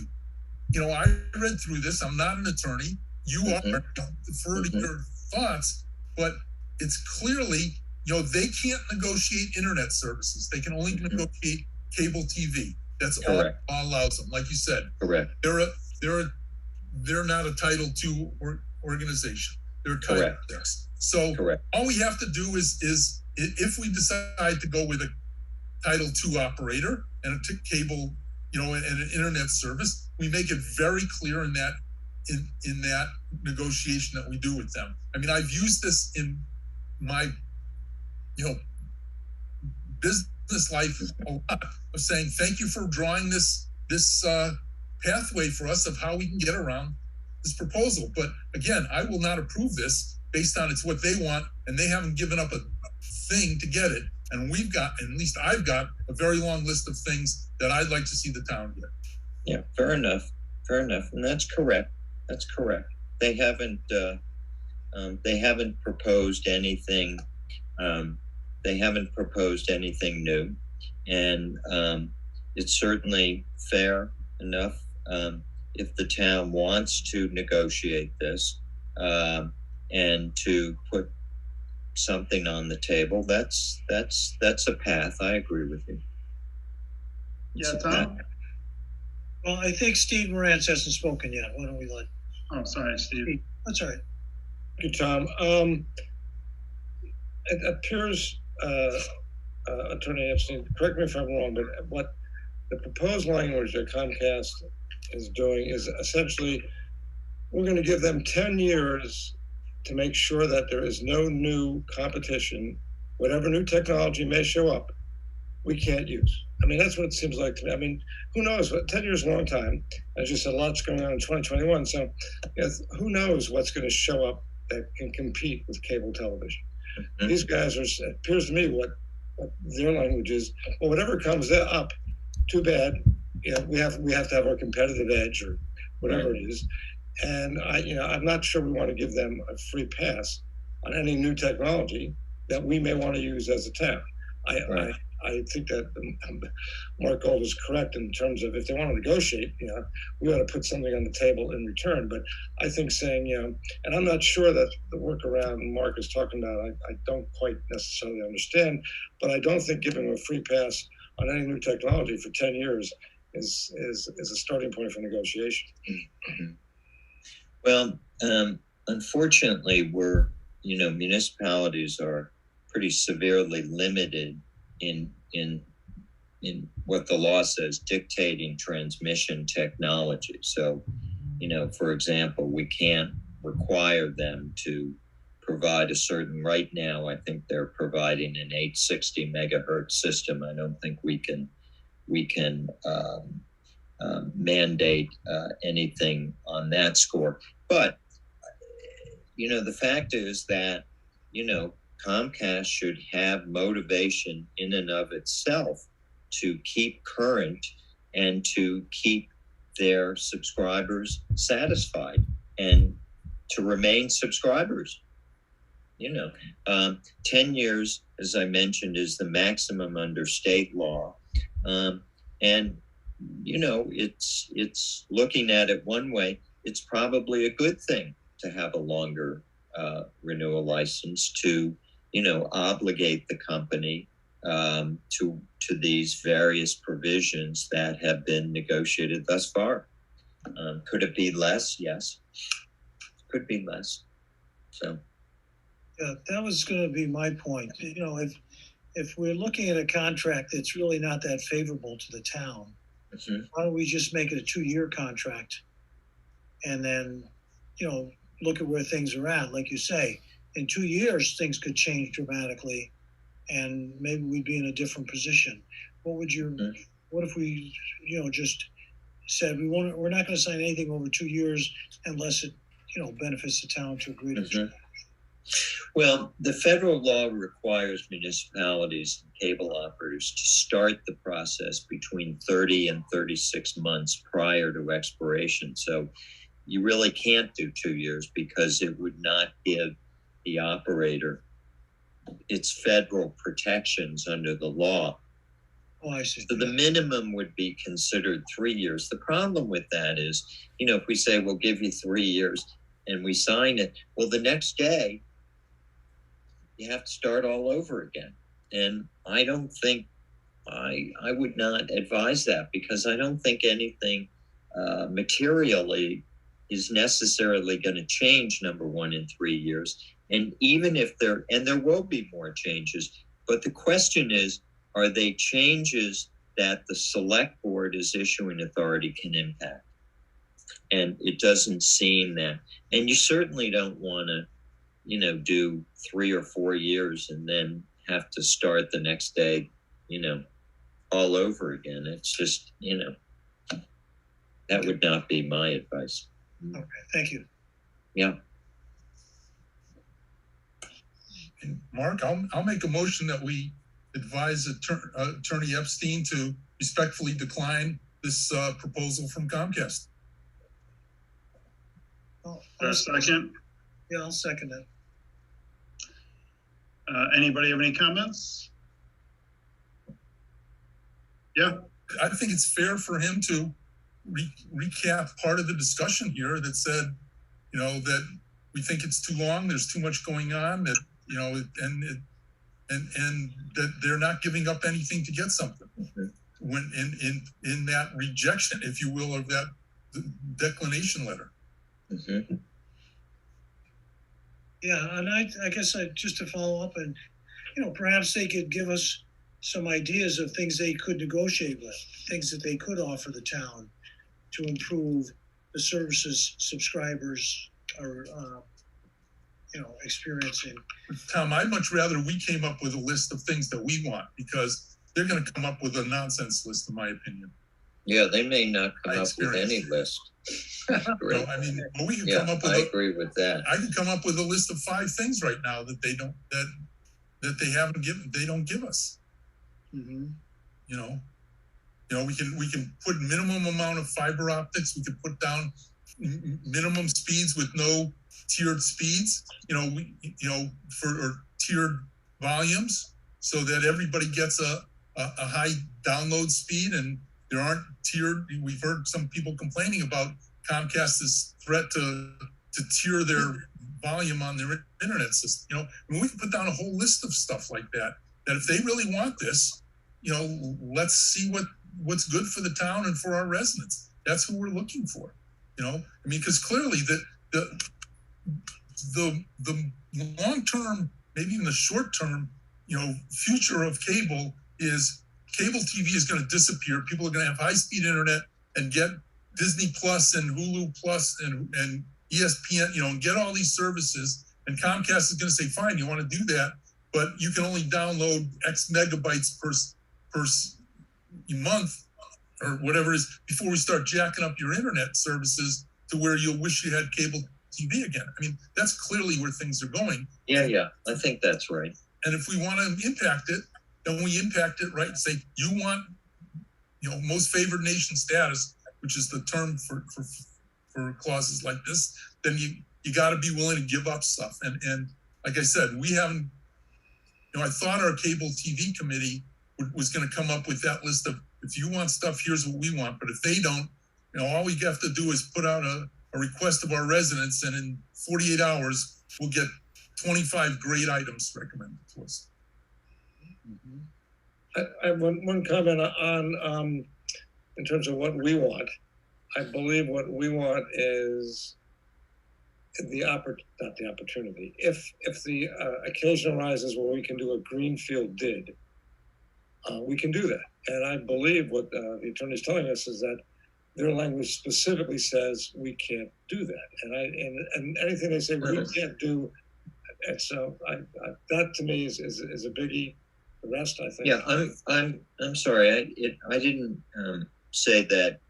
Let's say Longmeadow wants to build its own system, however it does so, or any other town or city. This wouldn't say that you can't do that. What it would say is that if Longmeadow, for example, provides some sort of service that Comcast thinks triggers this clause, then it's the trigger that I think is problematic. They can't stop you from doing it any more than they could stop Greenfield from doing it, And I think it's not that they'd stop you; it's that they would come back at you. And I think the comment that what cable operators are doing now, you probably know, is that probably a year or so ago, their revenue stream tipped, and it had been, of course, from cable television video services, and it's now, as I understand it, they are having higher revenues from their internet service. So I'm sure I could look at the numbers in Longmeadow, but I'm fairly, it's fairly likely that people are, pulling the plug, and they're either losing subscribers whole, or subscribers are downgrading, let's say, to perhaps just basic and internet. That's a possibility. So, it's a very different environment that we've been used to. And I think that the, COVID has only sort of heightened that, because you have so many more people who perhaps are at home more working, and that they're relying on internet more. So, Comcast and other cable operators are providing that. And you have other third parties that want to get into the mix as well. So, Attorney Epstein, if we vote to reject this language, what's the next step after that? Well, if you do vote, then you certainly don't have to vote tonight. You can. I could give you language. I mean, I think then, look, I'm going back to Comcast, and I'm going to discuss the language and issues that were raised tonight, and see what we can do. But I've gotten the flavor certainly from the select board, and I'll a liaison with Lynn, and we can come up with something, and I can certainly give you a motion. When is your next meeting? September 20th. Okay. Well, I guess what I would suggest is maybe that the board would make that an agenda item for the 20th and not necessarily vote tonight. And I can then give you a motion, and, in the meantime, talk to Comcast. Yeah. Mm-hmm. So then, Mark Gold, do you want to withdraw the motion or table it? I'll withdraw the motion. I'm fine. I just want, as long as the attorney is getting back to Comcast, telling them this isn't going to fly in the form it's in. That was the intent of the motion. So if you can do that without a motion, I'll withdraw the motion. Yeah. And I think it would be, as I said, if you can make that an agenda item for, is it September 20th? Yeah. Okay. Then I would put that, if you could make that an agenda item. And as I said, I can talk to Comcast. I can provide a motion, and I'll follow up with Lynn as well. Thank you very much. Anything else? Thank you very much, Attorney Epstein. We appreciate it. We'll see you in a couple weeks. Sure. Thank you.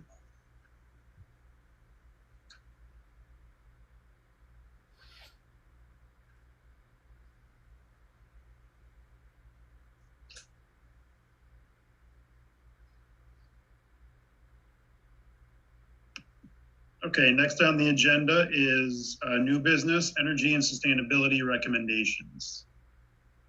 Do we have Andrea Chasen here to go through this?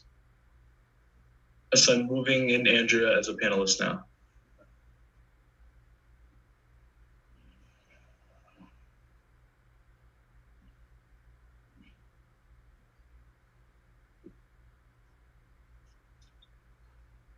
Hi, Andrea, can you hear us? Did I do this properly in terms of accepting the panelists? I'm not sure.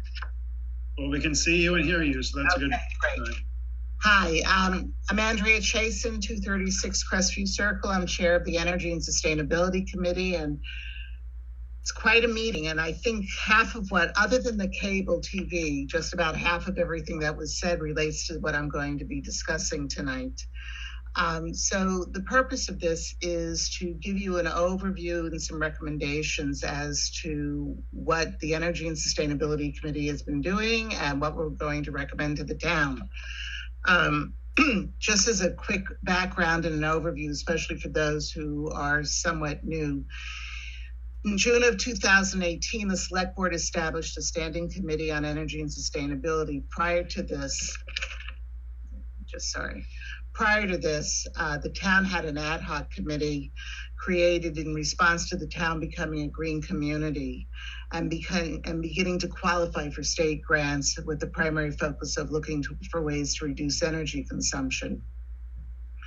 With the creation of the standing committee, the work expanded to include sustainability as part of the mission. And I should point out that half of what was discussed tonight, whether it was stormwater drains or flooding in the basement, all of this is related to sustainability in general.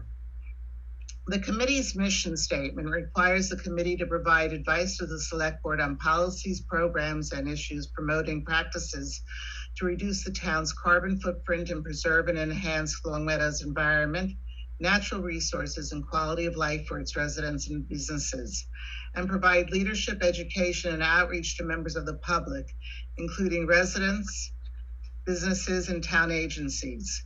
Its responsibilities include the following: advise the select board and the town manager on policies and investments to decrease the consumption of energy resources and promote the use of renewable energy resources, to monitor green community grants and contracts, to advise the select board on research and issues related to climate change and mitigation and adaptation to hazards associated with climate change, and to facilitate the integration of sustainability practices and energy conservation into all aspects of town actions. In this report, I'm going to provide a quick overview of what we have accomplished to date and what the committee sees as its work going forward this year. I should like to point out the composition of our committee includes representation from the select board, and it was set up that it would include representation from the select board, the school committee, and we have the recycling commission. We would like to add representatives from building, planning, and finance committee, and we will continue outreach to encourage such representation. As our committee has always stated, the adoption of energy conservation has a positive financial impact for this town. And I'm delighted to let you know, and I really want to highlight this, our committee has helped secure energy saving grants and green community grants that have allowed the town to install many energy saving systems in our buildings.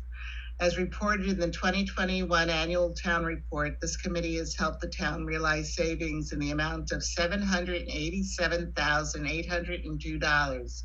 That's over $750,000. And that's a reflection of grants received to install energy saving devices, as well as money saved through the reduction of energy expenditures. So we really are doing something very positive for the town. Energy conservation is always translated into financial benefits. Our work is beginning to pay off, but we're far from finished, and that brings me to my comments for tonight. Going forward in the coming years, we need to keep our focus on continuing to support town conservation measures that will help secure additional funding from Green Communities grant programs. In doing so, we will be reducing our greenhouse gas emissions in Long Meadow. I'd like to remind you that the state has committed to aggressively address climate change in its 2021 law titled An Act Creating a Next Generation Roadmap for Massachusetts Climate Policy. And critical to the success of this law is the need for all towns to step up their efforts to meet the goal of reducing greenhouse gases by 50% below the 1990 level, and do that by 2030. This is a really short time frame, and we are far from it. We missed the 2020 baseline that we were supposed to hit in the state, and part of that has to do with some of the work that we've been talking about with Eversource and Tennessee Gas Pipeline, and the fact is that we haven't been aggressive enough in our own work. So the question is now, how do we go about doing this? Well, we need to reduce the town's dependency on fossil fuel. We need to educate and support businesses and residences on reducing their dependency on fossil fuel. We need to adopt new practices here in town that change our use of fossil fuel and integrate more renewable energy resources for our daily lives. And we need to work in alliances with other communities in the region in such ways to reduce dependency on fossil fuel. And what does that mean for us at the moment? I also would like to point out that just before this meeting started, President Biden was in New Jersey, and his comment was, we've hit the red line in climate change. The storms that you're all reporting, that Josh Levine reported, the flooding in the basements, that's because Hurricane Ida dumped more water, and we are going to continue to get more water in our area, and we're going to be overflowing our stormwater reservoirs, and it's going to be one of these cycles we're going to continue to see. It's been predicted and it's happening. So what must we do? Well, we need to advocate and protect the Long Meadow infrastructure from gas expansion. At the moment, as you've all discussed, we're facing the pressure from Eversource in the state to allow the building of a metering station in the middle of a residential neighborhood that is close to the Wolf Swamp School and is going to increase its express purposes for increasing the flow and capacity of the delivery of gas supplies to the existing 58,000 customers that Eversource has. And if we really follow that along in terms of meeting the state mandate, we should be reducing the 58,000 gas customers that Eversource has by considerable amounts over each year going forward. So we're going to continue to demand better policies and practices from Eversource, as they are a critical partner in our race to reduce greenhouse gas emissions and convert reliance on fossil fuel to renewable energy. I would like to point out that the Energy and Sustainability Committee sent a letter to Eversource outlining concerns about this, saying that we are in the middle of one crisis after another, whether it be the wildfires, the drought, the increasing water that's flooding our areas, and that they need to really step up to the plate. And their response was one of just dragging their feet and saying, gee, eventually we'll get to deal with this, but we're really not planning on doing too much right now. So just basically get off our back. It was a pretty non-committal response that said, we don't really want to hear from you. So even though Eversource claims that they need to add pipelines throughout our town, no one in our town or at the state level has actually seen proof that the current system is unable to meet the demands that they have, which we expect to continue to reduce. Under state law, this demand has to decrease. So as the town continues its opposition to the expansion, we need to keep pressing on reducing the need for fossil fuel here within this town specifically, and we can also do this regionally. One example, and I think you heard about it last meeting, is that the state has developed a blueprint for building going forward to meet the greenhouse gas emissions and the climate action that it needs to do. And in its 2020 building sector report, it said that we need to be converting every year 100,000 residences from fossil fuel to heat pumps or renewable energy. So far, 461 homes throughout the Commonwealth have been converted. Longmeadow can step up and we can really start thinking about how we can get into this in terms of helping. As a state and as a town, we are nowhere near the goal of meeting any of these. And as a matter of fact, it's clear that our town residents really don't even know about the opportunities to change their heating and cooling systems. If you've seen any of the marketing material coming from Eversource at this moment, it's all on, let's have more gas appliances. There's nothing there about, we need to be converting. So every time they send a bill, a utility bill, all we get is information on how to expand our use of gas. And the town, I think, needs to step up and say this is unacceptable. Another example of the work of the committee has been reviewing options to increase solarization for the town. We are going to be meeting tomorrow with I'm going to screw this up, the Mass Clean Energy Center to review one of their ideas for how we can increase solarization for the town, and we will be getting back to the town manager and to the select board with that information. We're looking at solar panels, the installation of solar panels on the DPW building. I think Steve has mentioned it, and we have right now some proposal before us that is showing that we could install something on the order of about 1,000 solar panels and have a significant amount of net metering go out to all town buildings as well as perhaps residences, and we're going to be exploring that a little bit more. We're going to be, and that, by the way, should that happen, and should the select board look to some of the financial options for adopting installation of solar panels on the DPW building, one of the things we will be realizing is smart money savings and some additional savings in our own energy. So the return on investment is something that we are going to be providing to the town in that information. This coming year, we are going to continue on trying to help educate our community by holding quarterly educational opportunities. One of the areas that we're going to be looking at is a presentation on heat pumps, and if we need to do that on a regular basis, we will be doing that. It also means that our building department and our engineers in town need to understand the use of heat pumps and help educate the population here in town as to that as an availability. We will continue to support the town's work for reducing energy consumption in existing town facilities. And we're going to work in alliances with other regional and statewide groups to help monitor and enforce recommendations in the law. The Energy and Sustainability Committee participates in the regular Pioneer Valley Planning Commission, which meets with other towns to find out what's going on, and we incorporate that information in our work. To do this, though, we need the full support of the Select Board and as many committees and commissions that operate here in the town. At the moment, all of our work on energy and sustainability happens in a vacuum, and I'll give you a perfect example of this.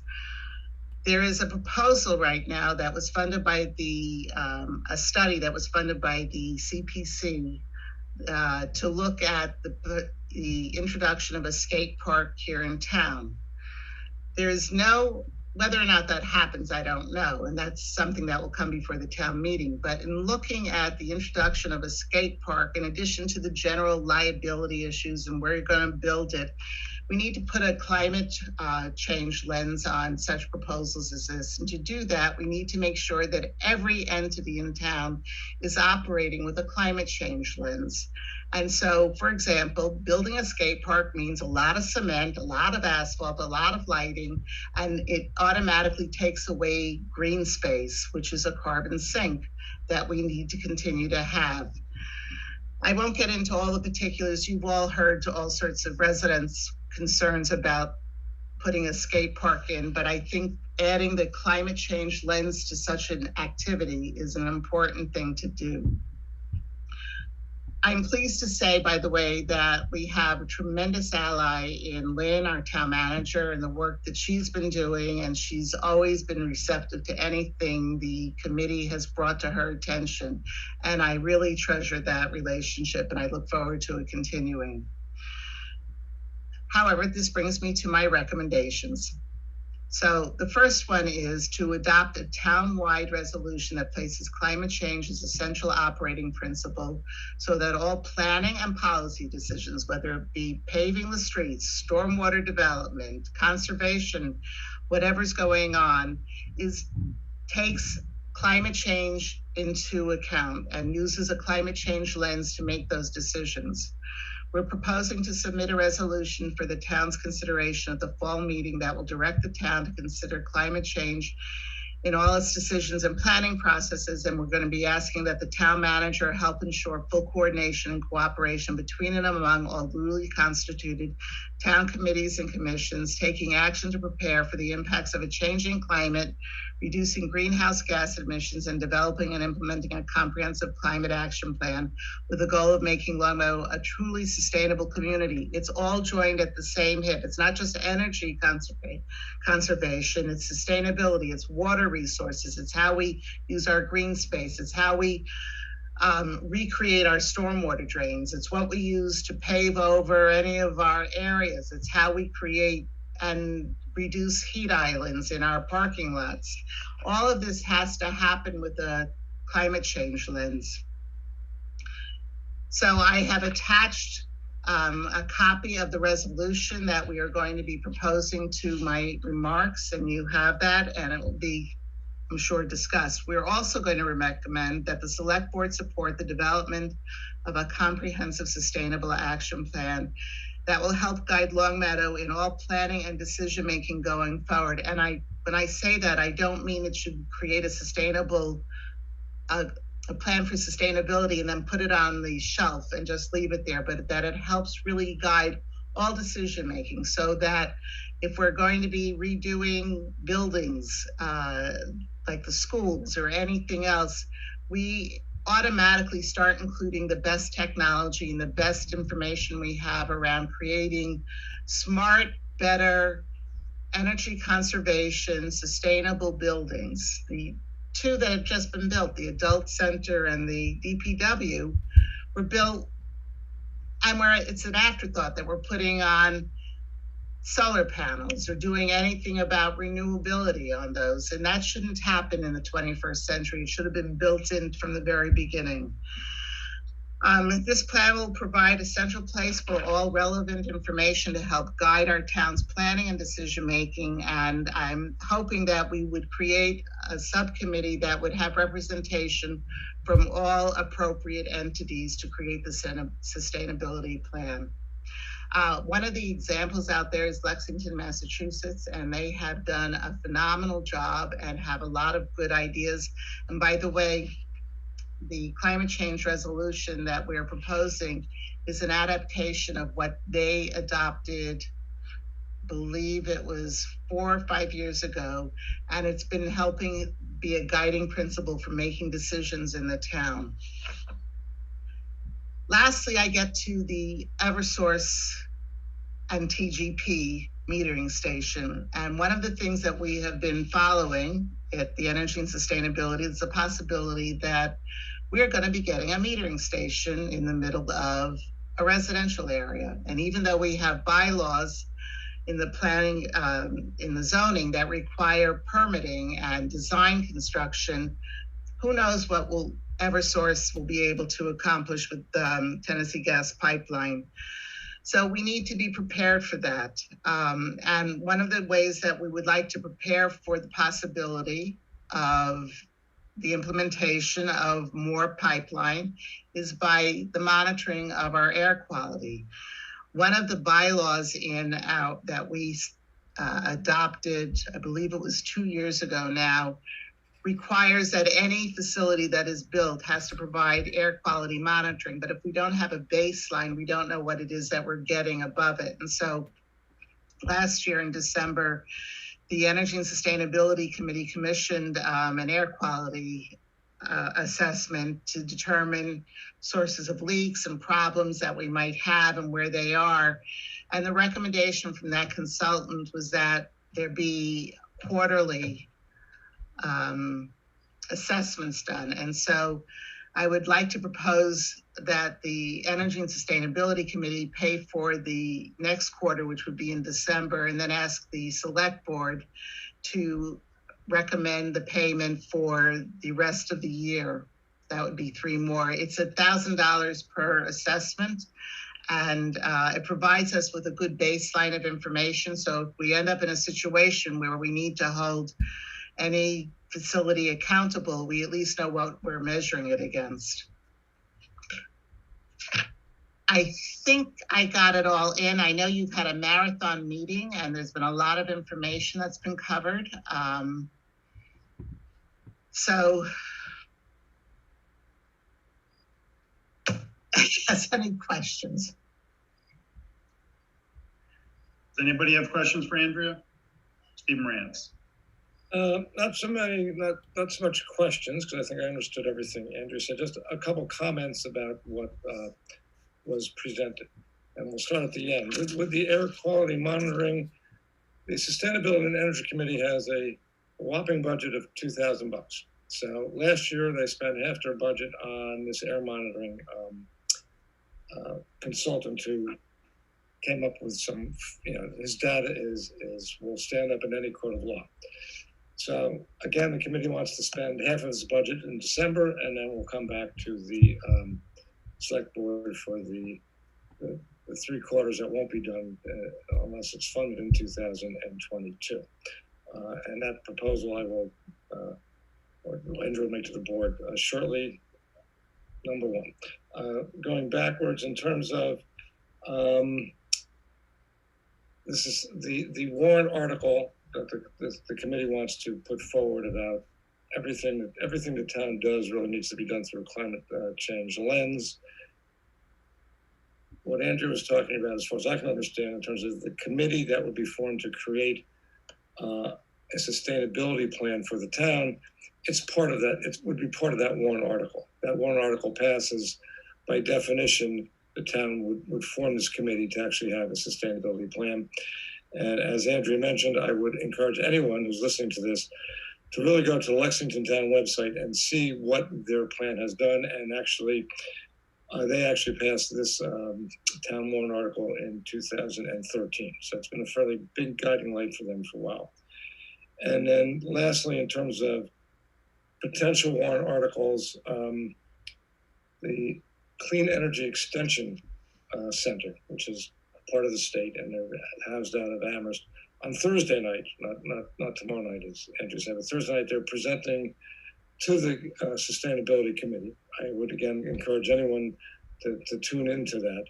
And they will be presenting a plan. We actually have documents that show what 1,000 panel plus solar array on the DPW building will look like. And what we are asking them to provide us with is a cost analysis. A, how much it's going to cost, and B, what kind of return we're going to get on this in terms of, obviously, this thing is bigger. It's going to produce a lot more electricity than the DPW building is going to use. So we can use other buildings. We'll be able to use the excess electricity for other buildings, which should save us a whole lot of money. And then also the state will pay us just for the power that we generate. If that is the case, since warrant articles have to be done by the middle of the month, it's conceivable that the committee will come back for it. The actual numbers we got from a completely reputable solar company is $1.2 million for what if they did it, what it would cost to put these panels on to produce this solar power. So I think having a bonding issue up to $1 million, $1.5 million to do this, if the economics work out, and that's what it's all about. That also could come back as a warrant article from the committee. And I commend Andrea for the work that she's done on this, and hopefully we can all move forward. Thank you. Yeah, Mark. Thanks. I also want to commend the committee for what they've done. I do have some comments, though, that appear to be criticisms, but they're not. They're really just clarifications. And one is that what this town has always come up against and continues to come up against and will continue to come up against is balancing the cost versus the ideal behavior. Whether it's, the solar panels on the adult center and the DPW, which were considered, Andrea, but they didn't meet the financial,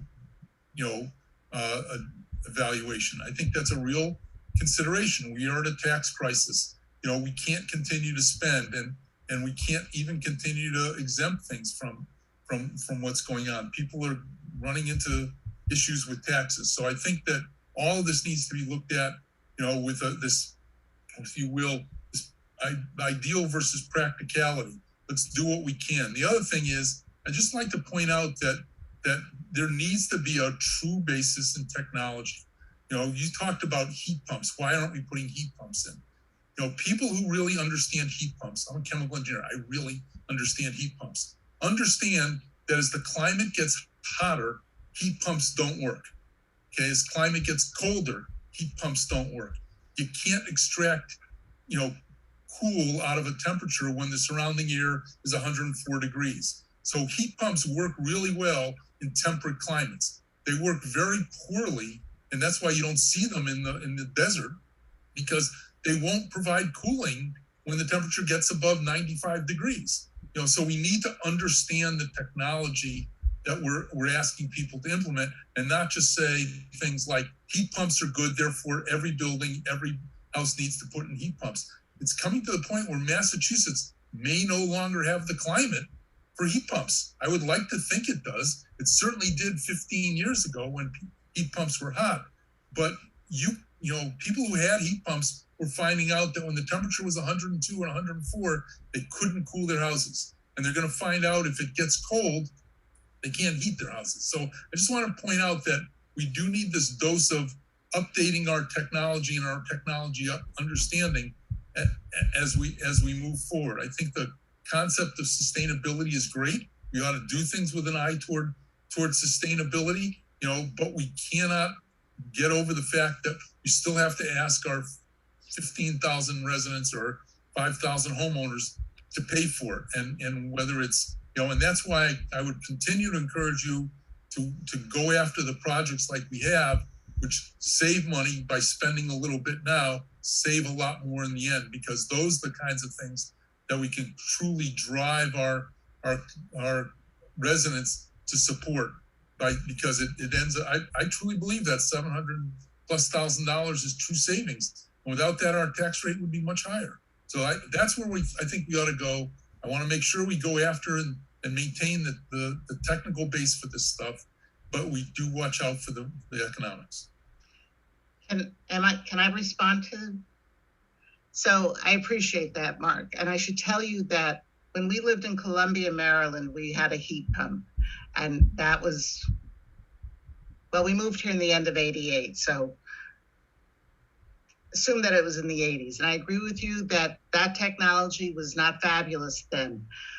I don't know enough about the technology. However, been in discussions with different members of the energy, the state energy groups, they tell me the technology has changed. I'm not going to advocate for heat pumps for everybody, but what I am advocating for is that for some reason, the eastern part of the state, they have better information about the newer technology and they're using it to do passive home development and other methods of heating and cooling than anybody here in this part of the state. And we need to somehow get some sort of equity with knowledge here. So if we start with the knowledge, and there is money to help homeowners to do changes if they decide to go that way, or even to supplement things. But if we don't even know enough to say the heat pumps do or don't work at this point, at least I don't. I agree with you. My initial reaction was when somebody said to me a heat pump, I thought, been there, done that. I don't need to do that again. But I don't know what the technology is now, and I think we owe it to ourselves to make sure that whenever we're doing anything, we are up to speed. When we are, just to give you an example of how I think we're not quite there yet in our area of the country, we just came back from Madison, Wisconsin, having visited our daughter. And one of the things that we learned there is that they pave their streets, which are all in great condition and don't have potholes, in a very different way than we pave them. And their maintenance is less. They have as much or more snow as we do. They certainly go through the extremes of hot and cold. We're not using the best information out here, and we keep going through the same problem. So when we're doing street paving, we're going to use the same crappy asphalt that's going to create holes at the top of the street every time we turn around. And I don't know why other parts of the country and in Canada, they do it better, but it's there. And we need to start learning from those things. So we need to pull that information in. It may not happen in this go around, but I think it's something that we should be aware of and we should be using.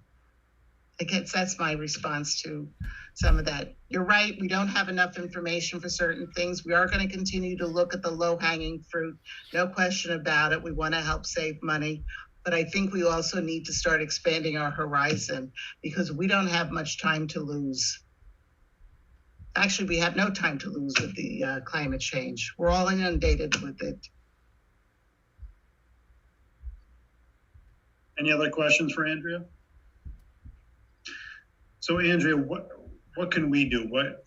I'd like at this point two things. One, I'd like the commitment from the select board to help jumpstart some small subcommittee, maybe designating certain people or certain entities to create a sustainability plan. That would be one thing, a comprehensive sustainability plan. And once my committee hasn't totally reviewed, we're a little out of sync. My committee is meeting on the 9th. They haven't reviewed the climate change resolution, but assuming that they approve it, I'd like to make a recommendation to the select board that you supported at our town meeting. So we will submit that. That's so those are two immediate requests. And then the third one is having to do with the air quality monitoring. If you will allow the use of a couple of $1,000s to create that baseline information. So, Lynn, is a sustainability plan something that Corinne can put together, or is that something we'd have to? Thanks. Well, Mark. I'm sorry. Thanks. So what I did want to just make a few comments. So I'm attending the Energy Sustainability Committee meeting on Thursday night. Corinne will also be attending. A lot of this conversation I've been having with energy sustainability since I joined the town. And I think I highlighted during the budget process that there was a missing piece, and that was a staff person to help pull all of this work together and apply it consistently throughout departments, because that was a gap I was seeing as well. Corinne has been doing quite a bit of work over the last few days, reviewing MVP applications. So for those that don't know, it's the municipal vulnerability preparedness program through the state. And some communities have put together some really interesting applications to help fund a sustainable plan. And I know Corinne's here, and she might be able to speak to that in a little more detail. What I do want to say before Corinne jumps in is I really applaud the approach that energy sustainability has taken. And I know that you have been involved in this a lot longer than I have in the town. So it probably feels like we've got a lot of ground to cover in a very short period of time. And I don't disagree with you. I just want to make sure that we're approaching things in a way that makes sense. So, for example, this morning I had a meeting with the finance director. We're preparing for the next capital plan process to start, which is the end of this month. One thing we're going to be adding to it is a sustainability ranking. So we're going to be applying that lens that you spoke of already. There's other examples from other communities that are doing that, and projects will get ranked and prioritized with that in mind. So I think we can do some of this stuff already. Mm-hmm. It's just having the desire to do it and having time to apply it in a way that makes sense. So with that, I will see if Corinne has anything to add regarding the MVP process. And Andrea, we will be able to go into more detail with you on Thursday night about this. Anyway, hello, Corinne. Hi, everybody. Thanks, Lynn. I don't want to take up too much of anybody's time. And this question certainly wasn't about MVP in general, but I have been reviewing, I think it was on September 2nd, the governor's team announced all of this year's MVP Action Awards that were awarded. And there were a number of plans, as there have been the last two, or a number of projects, as there have been in the last 2 years, to fund resilient capital improvement planning processes, which is what Lynn, I think, was just referring to in terms of a project that's already starting to be ongoing with the town, but also resilient master plans. And I know that the town of Longmeadow is due for a master plan update as well. So that's, just some ideas that we've been kicking around. And also there have been awards this past round for climate action plans, or CAPS, which is, I think, what you were getting to, Andrea, which tend to be more of the greenhouse gas emissions inventory, and then identifying targeted strategies to reducing energy use and also increasing reliance on renewable energy as opposed to fossil fuels. So in my opinion, I think that a lot of this could be combined into one project, that the town could apply for MVP funding for, or move forward with different grant fundings to move a lot of these goals together. Because to your point, Andrea, before, we don't want to create plans that just end up sitting on shelves. So to the effect that we can combine projects moving forward and sort of do a lot of onboarding through that sort of like larger process, I think the better off the town will be and the more compelling the project could be. So I guess that's what I would have to say about it.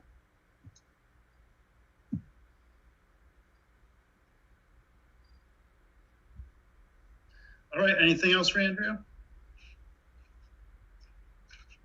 Very good. Thank you so much for all that information and your time, and we'll be in touch.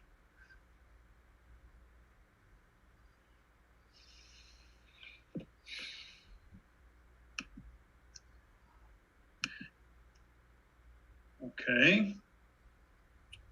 Next up is the letter supporting the House bill regarding crumbling foundations. Who's going to take the lead on that one?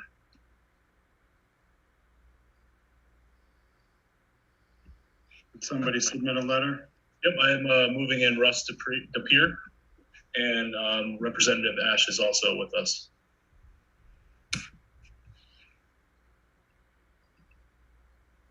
Mr. DePere, welcome. Hi, how are you? Good. So I think this is your show. If you want to, go ahead. Thank you for having me tonight. So I'll make this brief because I can see you're going to have a late meeting tonight. So I was on the Governor's Commission for Crumbling Concrete. I live on Ashford Road in town. And several years ago, I found out that I had crumbling concrete in the house. We ended up going through Liberty Mutual, and I learned all about Connecticut and their issues of crumbling concrete. And I found out that my house was built with that particular quarry's concrete. So ever since then, myself and a number of other homeowners have been working to try and get basically the same relief that's happening in Connecticut. So there's a captive insurance company that was formed by the state. There's funding that's associated with it. And they also have a number of rules about insurance companies not dropping homeowners after they find out about the concrete issue and that type of thing, and disclosures to, to potential buyers. So anyway, there's a bill pending before the Senate, and it's a joint committee on environment and agriculture. It's Senate Bill S548. And so what we've been doing is asking various boards of select boards in the area to submit a letter to that joint committee supporting the bill. And we also have a petition that's with the same purpose. We already have a number of towns that have done it. So Brimfield, Munson, Wales, Charlton, Holland, East Longmeadow, and Warren have all submitted letters to the joint committee. And basically the idea is it would help homeowners with this issue get, in Connecticut, there's $175,000 per house. It can cost anywhere from about that amount to, it can be even over $300,000 to replace the foundation. So what we're looking for through this bill, the bill itself doesn't create any funding, it just establishes an insurance company that would be able to handle the monies and basically distribute them if monies are forthcoming. The senator, we've been dealing with Representative Ash, who's on the call, Senator Lesser, Senator Goby. There's a number of different politicians involved, both in this part of the state and also in Central Mass. And it appears, by the way, there may be another quarry in Central Mass that actually had the same problem. So we're trying to determine which quarry it was, because some of those towns that I just mentioned are too far away from the one in Connecticut to have been receiving their concrete from that quarry. So we suspect there must be some other quarry that has the same issue in our state. So anyway, that's the gist of it. I don't know if you have any questions for me or would like any further information on the topic. Go ahead, Mark. And just, Russ, why is the letter going to Rebecca Rausch instead of to Eric Lesser, who's our senator? I just didn't understand directing the letter to I could jump in on that too, if you don't mind, Russ. Mark, the reason being that Senator Lesser, myself, Senator Goby are all fully aware of the issue and are supporting everything that 100%. This is to get the legislators or the committee chair that the bill is in, to get them on board, because in Eastern Mass, they're not as familiar with this because it's not impacting them. So we just want to make sure we get this in the right hands. And as many legislators as possible know about this, but especially in the committee that it's in. Thank you. So my understanding is it has to get out of that committee to the Senate and the House. And so we need the first vote we need is for this joint committee to approve it and send it out to the legislature as a whole. Right.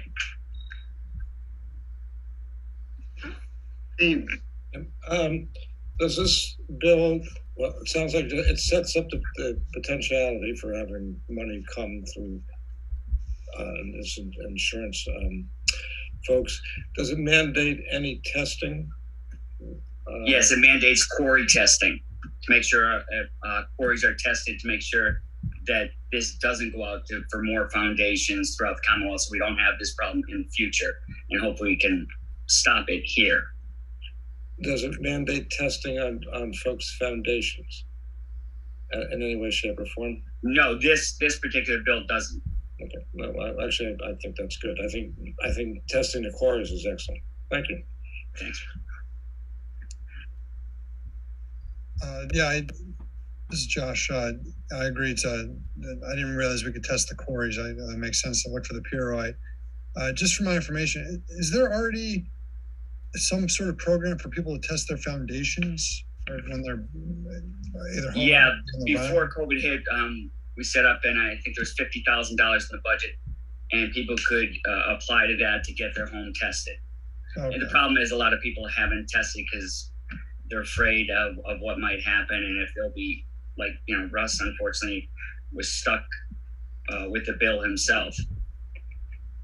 Right. I'm a real estate attorney, so I see it. People just, it's better not to know, which is. Unfortunately, that's how some people are going. But eventually, it's going to come out, and we don't want people selling lemons to somebody else and them being stuck with the problem too. I appreciate the work you all are doing on this. It's an important issue, and a lot of people are left in the cold.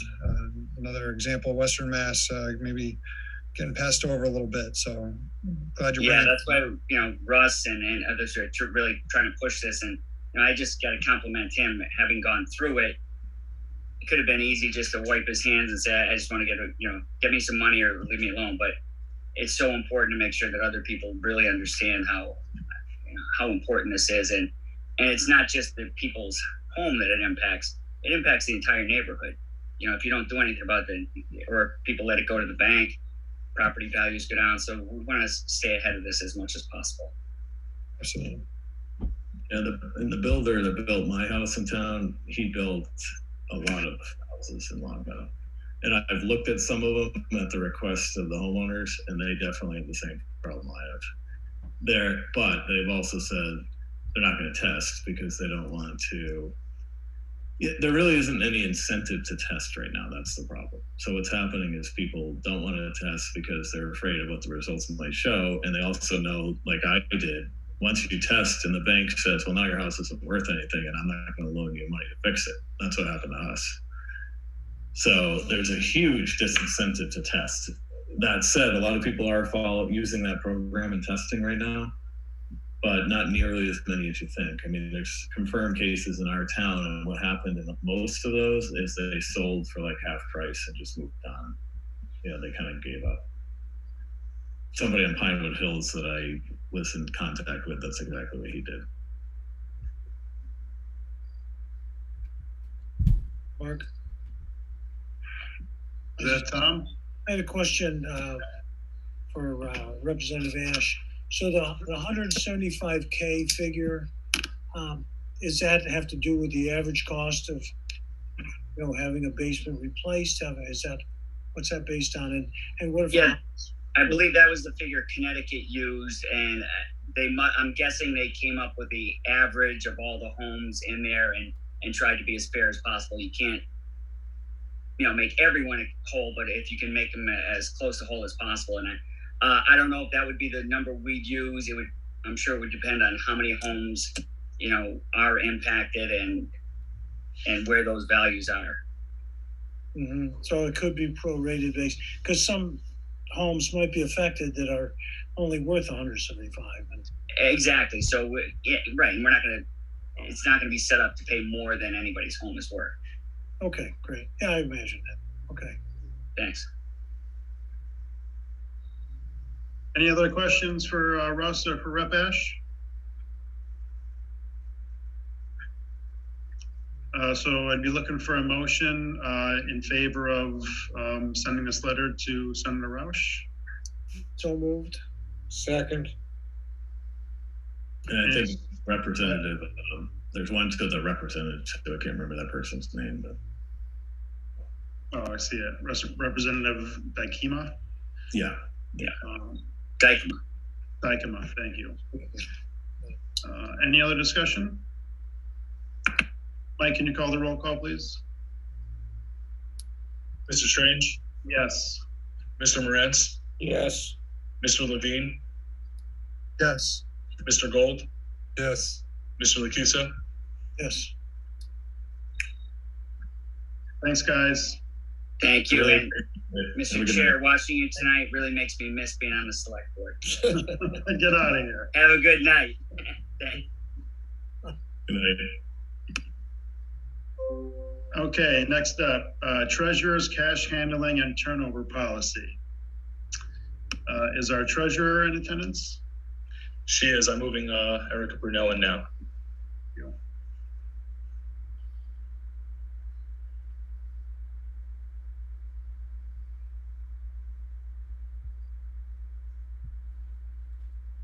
Good evening. Hi, Erica. Hi, how are you doing? Good, thanks for coming. So do you want to run us through this policy?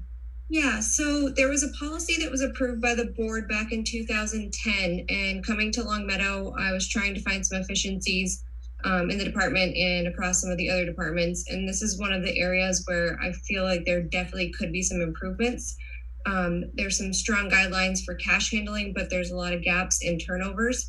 So I believe that this policy will take some of the procedures that different departments currently follow and make it uniform across the board. So it's more efficient, it's secure for the town, and it will allow for better financial policies so that we're taking advantage of interest rates and getting cash into the banks promptly, and everybody's just following the same procedures. So I think most of it is pretty basic and is done across all communities, but this will just set a standard across all departments.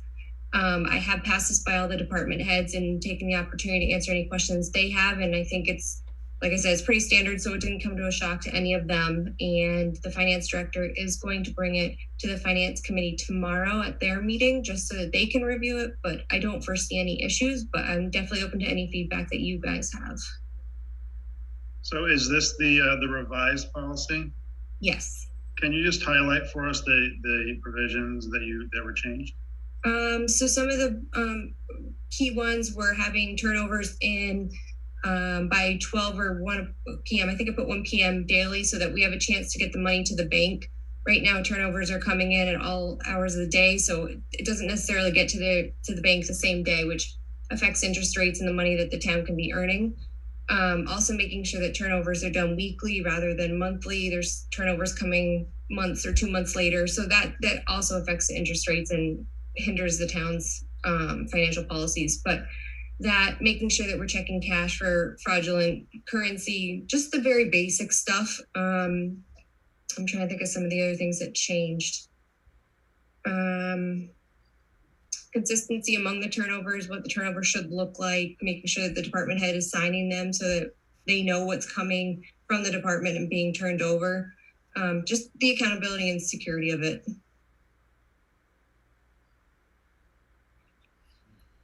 Does anybody have any questions, Mark?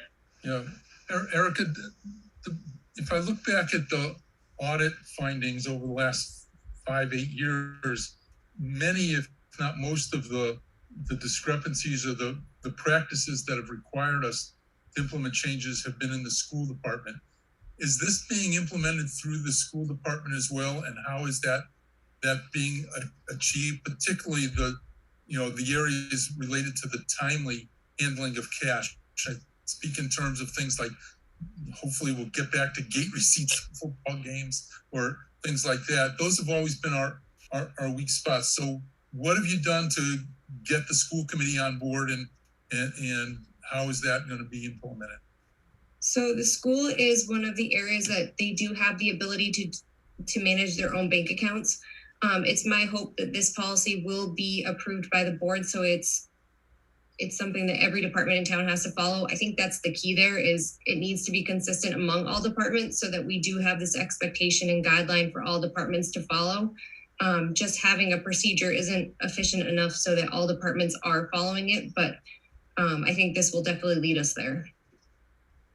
Just as a follow-up, Mark, I think this is a critical issue, and we continually run into this thing of, I mean, we've got limited places where cash come in. I can think of the adult center, the park and rec department, certainly the collector's office, that kind of, but the schools have a lot. And how we, coordinate this, I think we, you as the chair ought to take this to the school committee chair and get them to adopt this as well for the school committee. I think this is a critical nature given the issues that it raises. And this goes, beyond. I appreciate, Erica, your frankness about where this can apply, but really in Longmeadow, in the non-school area of our town, you can count on one hand the places that people deal with money, but in the schools, you need both hands and both feet.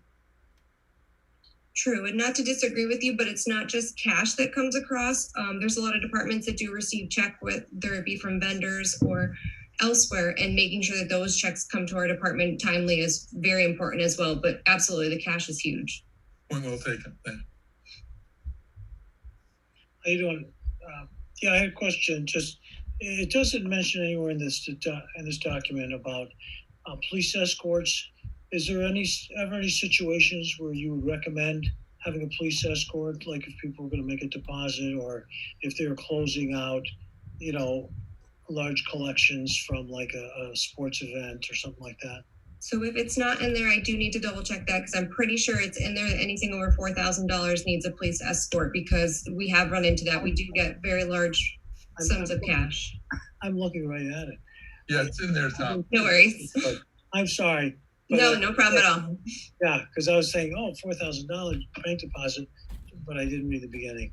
All right, so because that's great. That's also an important thing, and I don't know if the schools probably always have police officers stationed there when they have a large sporting event anyways. So that's could be handy.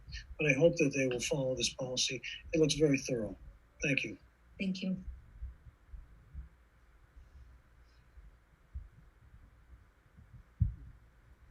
Okay, any other questions for Erica? I'll move we adopt this this treasurer's cash handling and turnover policy. Seconded. Any discussion? All right, Mike, can you call the roll, please? Ms. Strange? Yes. Mr. Morantz? Yes. Mr. Levine? Yes. Mr. Gold? Yes. Mr. Lakusa?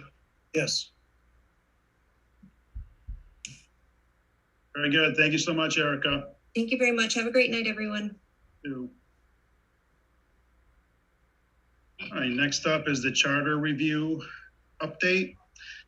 So we had talked about this a bit previously, and then Mark Gold had sent an email kind of highlighting what recommendations were made in each article of the charter. And then of those recommendations, how many the select board had adopted. So, my thought with Lynn was to kind of use Mark's email and Mark's information as a backdrop for making sure that we're addressing each and every charter review committee recommendation. And I think what we have in our packet here is that list of sections that were recommended to be changed and whether an action was taken by town meeting or if the select board had made a vote on it. So sort of my suggestion was if the select board had already voted on a charter review change, that those particular changes should be presented to the next town meeting for their vote.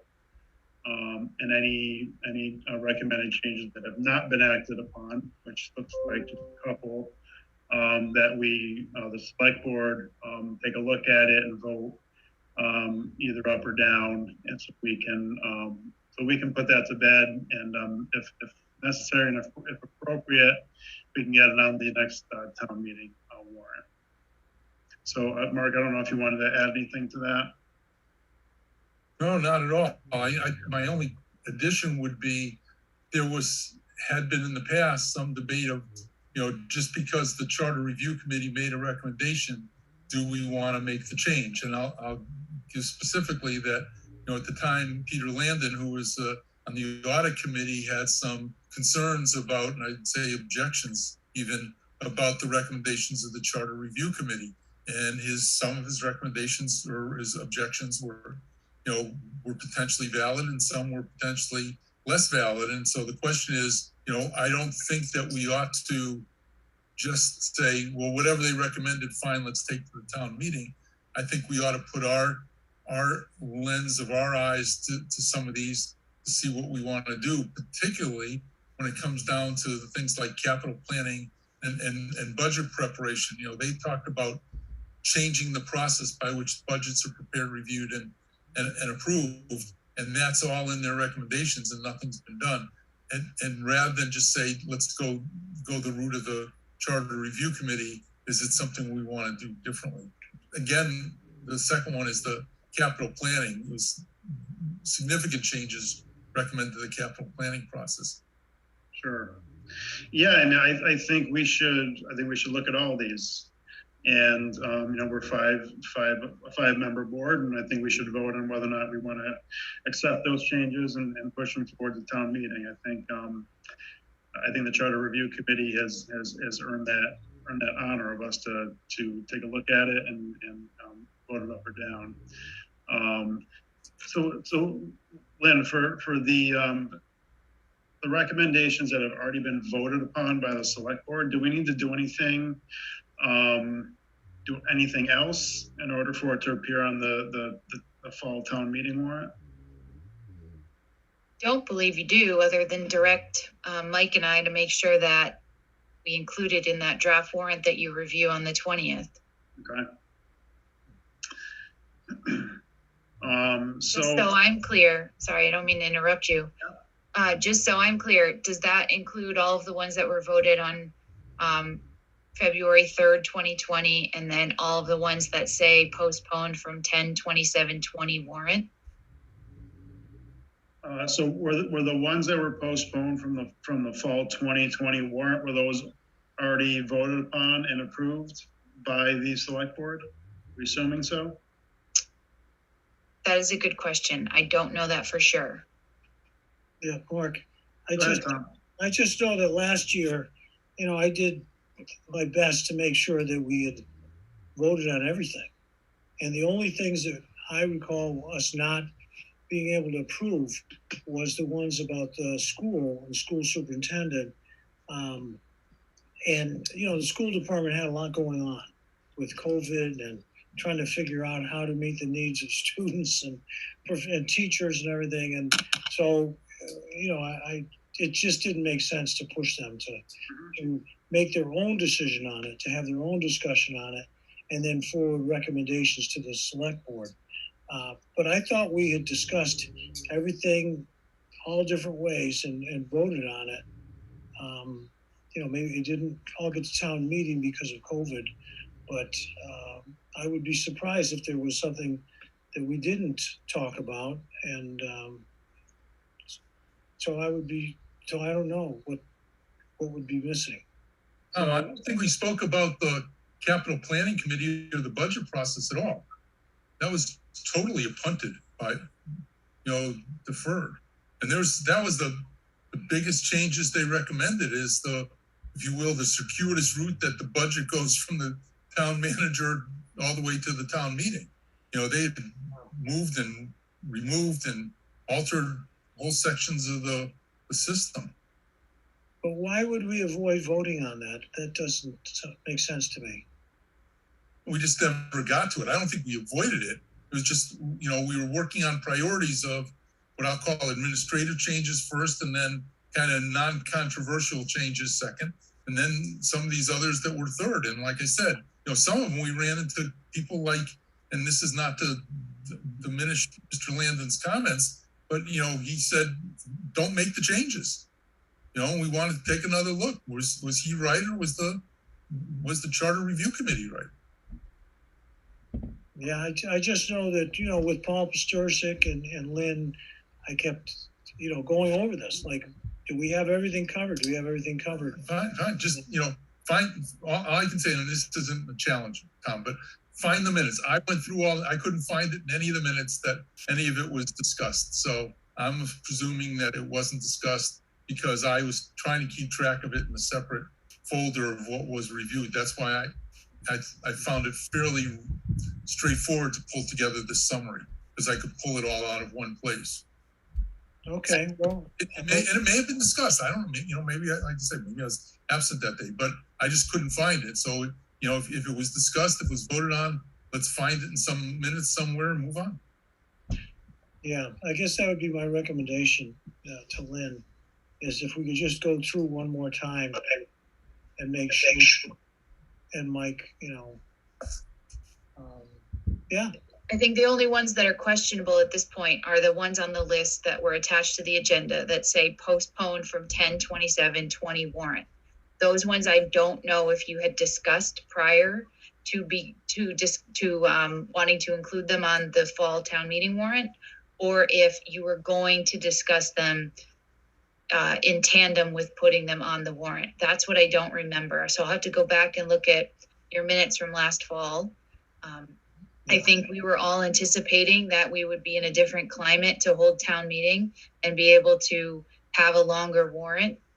And then I think we realized we couldn't late in the fall and stripped it down even more. But I want to go back and look at those minutes from that time frame. And then the same goes with the ones for section 5, I think it is, about the town manager. You did vote all those in February of 2020. Those were supposed to go forward, but for the same reasons we wanted to strip down warrant, they actually haven't moved forward yet. Yeah. And I think the ones from October 27th, I'm pretty sure we voted those all. We had definite discussion and vote on all those. So I'm hoping you'll just find that in the minutes and we'll move on. But it would be great to finish. And I know I talked to Mark about, the school department, that they need to, those are the only ones I thought was left. But, we'll just double check and make sure, because I know we've discussed these numerous times. So assuming that we consider the sections that are labeled postponed from 10/27/20 warrant, and actually voted them affirmatively to be on the town meeting warrant. I guess we could put those with the sections that were voted on February 3rd. And I guess we can revote or vote to put all of those on the 2021 fall town meeting warrant, and then consider the other ones that apparently have not been voted on kind of in a separate agenda item. And obviously, if we see that we're mistaken and that we actually had considered and voted on like 211A, 211B, we can handle those as necessary. Thoughts on that approach? Sounds good. All right. How long do you think it'll take you guys to put that together? I could probably go through most of them tomorrow. So you think it'd be okay for the 20th? Yeah. Cool.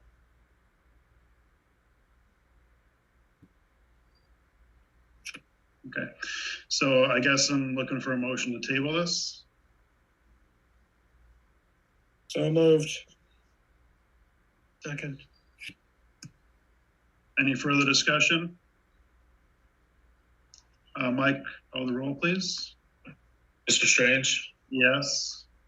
Mr. Morantz? Yes. Mr. Levine, Yes. Mr. Gold, Yes. Mr. Lakusa. Yes.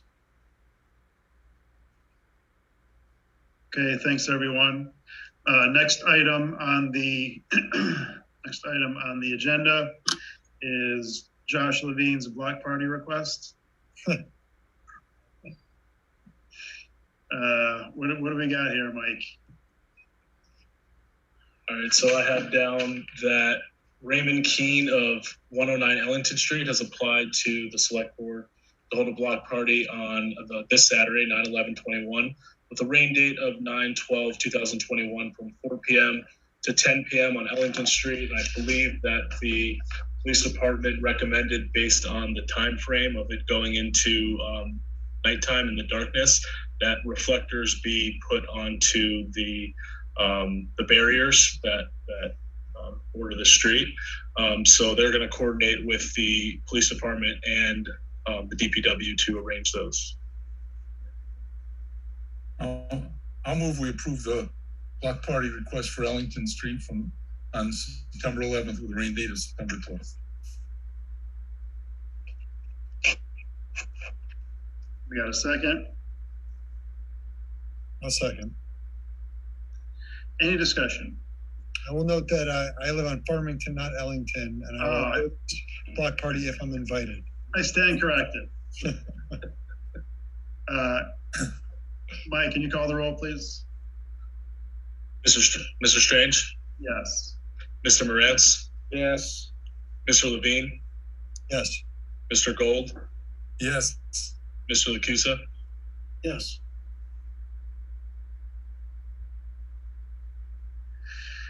Okay, last but not least, we received the street closure application for Long Meadow Street east of the Green. Elizabeth Morgan, who was the coordinator of the Long Meadow Pride event, applied to the select board for a street closure application on Long Meadow Street east of the Green between Longfellow and Williams for the Long Meadow Pride celebration on September 12th, 2020. Did I get that right, Mike? Yes, correct.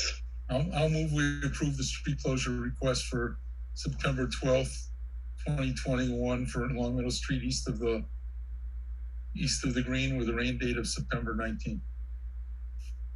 Second. Mike, can you call the roll, please? Sorry, I was muted. Mr. Strange? Yes. Mr. Moretz? Yes. Mr. Levine? Yes. Mr. Gold? Yes. Mr. Lakusa? Yes. Thank you. It's that wonderful time of night.